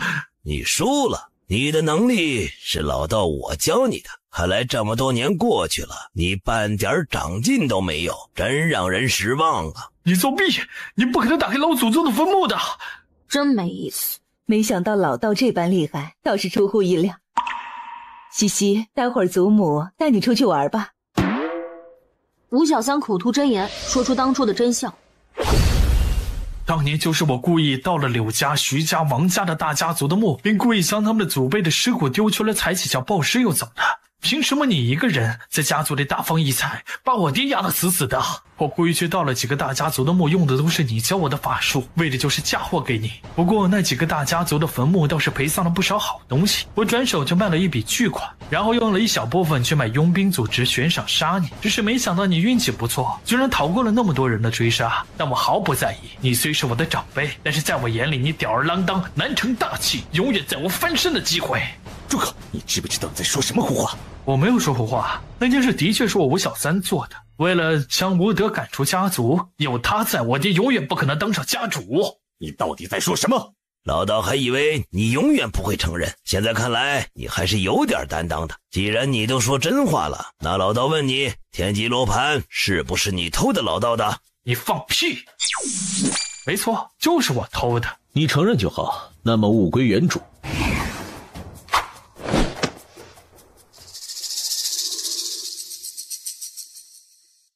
天机罗盘是我的。灵天弟子，您这样夺取人的宝物似乎不太可取吧？即使先帝先后在此，也不能做出这种事来。人家吴小三都自己承认他的天机罗盘是偷来的，现在申哥出手是让天机罗盘物归原主。你搞不清楚状况就不要说话，免得在众人面前凸显你的无知。你，小叶说的不错，吴小三既然已经承认了他的罪行，那么天机罗盘就该物归原主。先后居然也来了。先后，吴小三应该是魔怔了才会说出这些话来，这肯定不是他的本意。晚辈觉得吴德长老应该把天机罗盘还回来，等事情具体弄清楚真相之后，再来判定天机罗盘到底该归谁。吴小三，本宫问你，这天机罗盘到底是不是你在吴德那里偷来的？是属于我的，不是偷的。这是我偷来的，凭什么他一个吊儿郎当的窝囊废能够得到这般宝贝？只有我吴小三才配得上天机罗盘。北冥夜，你输了就该跪地磕头，本公子这是好心提醒你一声，不用谢。无量天尊，时至今日，皆是你咎由自取。吴小三这样的人，在家族之中，只会连累子孙后代。该如何处置他们父子二人，看你们了。老道话已至此，吴德留下吧，吴家需要你啊！老道已经是被驱逐出家门之人，没有再回去的道理。无量天尊，老道要去看灿儿仙子唱小曲儿去了，后会有期。于哥，救我！现在只有你能救我了。于哥，别走啊！我们想办法把天界罗盘拿来，我还能帮赫连家族找到很大的墓的。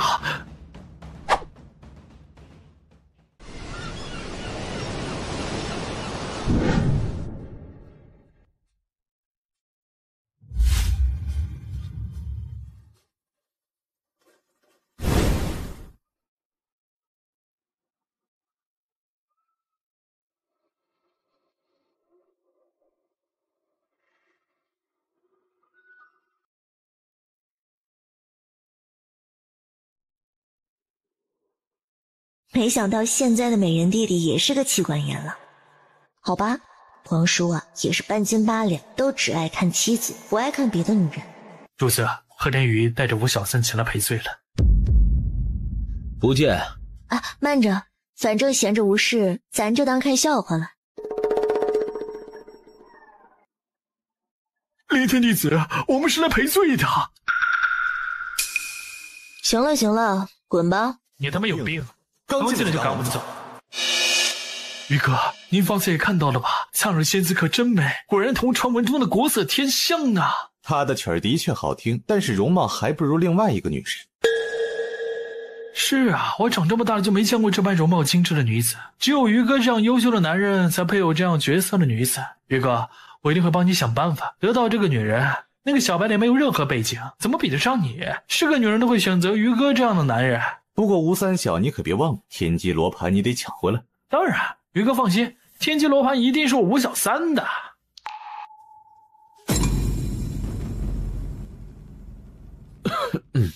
说吧，你有什么目的？公子，你在说什么呀？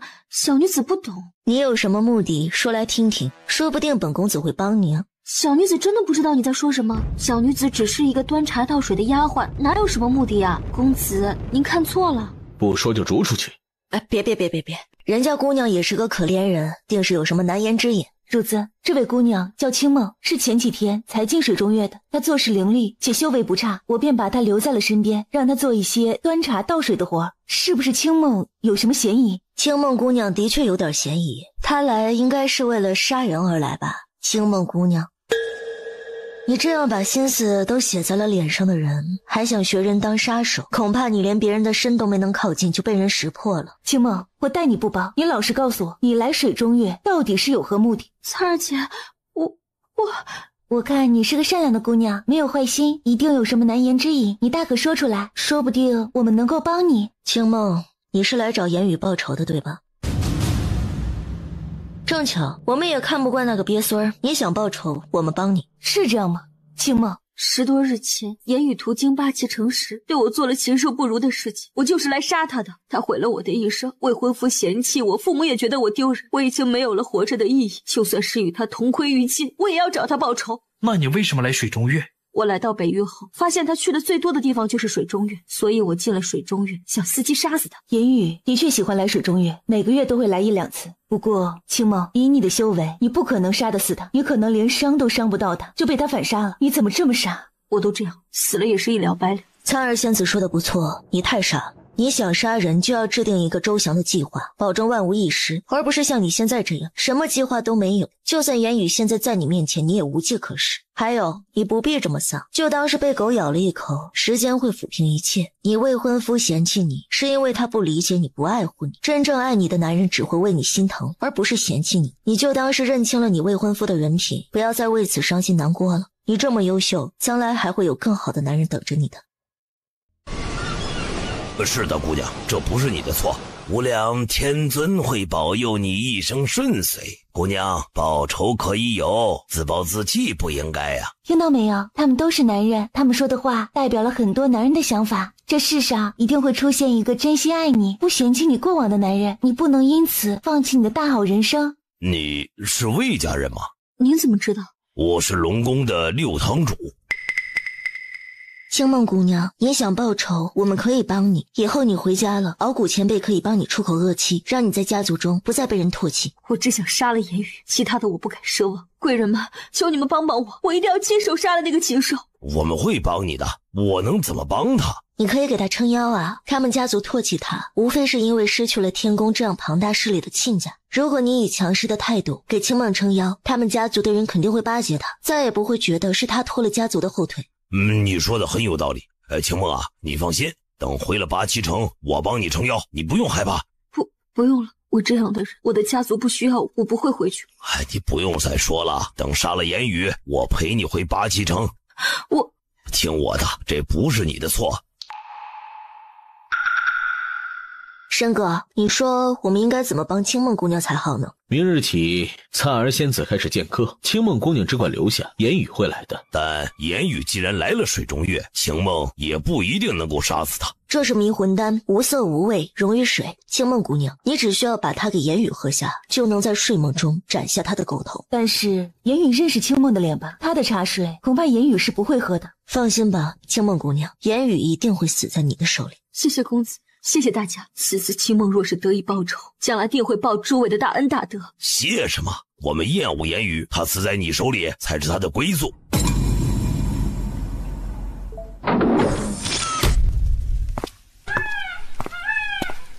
宇哥，言语今天去水中月玩玩，你去不去？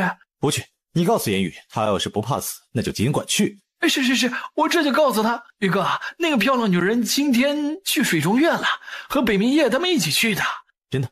千真万确，宇哥，我们一直在等这个机会。您放心，一切早就准备妥当，到时候啊，绝对把那个女人送床上给您享用。这事办成，柳家、王家、徐家那边，本公子帮你处理好，让你再无后顾之忧。宇哥放心，绝对没问题，你就等着吧。那我现在还联系言语吗？叫上他，他歪主意最多，论女人，本公子比不上他。不过多带点人过去，言语得活过这个月。水中月就是这样的待客之道，一个头牌罢了，3请4邀都不来，是不是不把我们赫连家和严家看在眼里？来了，严公子您别着急，苍儿、仙儿今天不方便，但咱们水中月啊，刚好来了一个绝顶漂亮的姑娘。妈妈我都没舍得让她出来陪客，今日啊，就让她陪几位贵客。蓝妈妈，灿儿仙子都已经见客了，你却说她今日不方便，她若是不想见我等直说就是，用得着什么借口吗？于哥，你说是不？蓝妈妈，今天若不是您给咱们说灿儿仙子到底是个什么不方便，我们是绝对不会善罢甘休的。这样吧，妈妈先让我们新来的追月姑娘给几位赔个罪吧。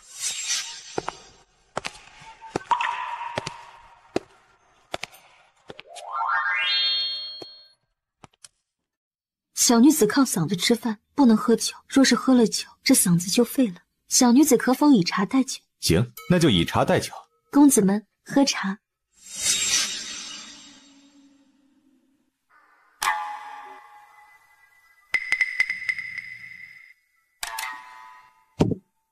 好茶。公子谬赞。连于哥都说好茶，那肯定是好茶。于哥，我家里有点事，先走了。有事就先走吧。于哥，我没有事。本公子很欣赏你，你有什么才艺？本公子想看。追月擅长武艺，您若是爱看，追月这就去换身衣裳，再跳给您看。什么样的衣服？自然是紧身的薄裙。去吧，本公子就在这里等你。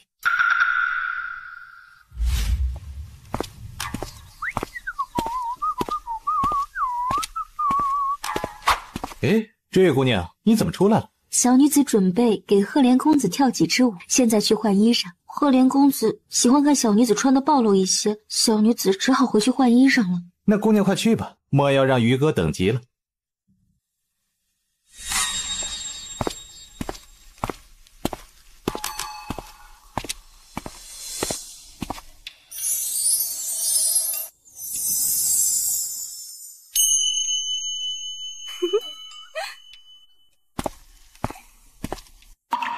你们离我远点，帮我看着人。少爷，家主交代，不能让您离开我们的视线嘛。我又不会跑到哪儿去，就在这里偷看一会儿。你们帮我看着外人，不要让人过来就行了。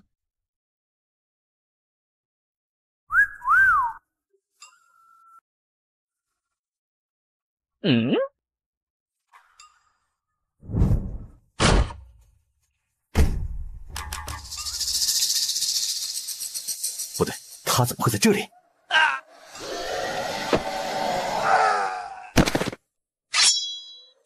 去死吧！臭，你杀了我！你害得我生不如死，而如今我也会折磨得你后悔来到这个世人。即使你死，你的灵魂也休想解脱。你以为你拿个破袋子就能装住我？做梦！老子现在就让你死！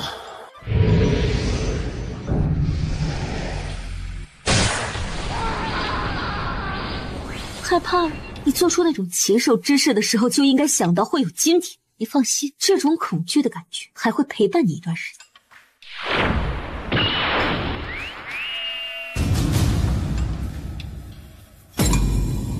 贱人，放我出去！放我出去，否则你不会有好下场的。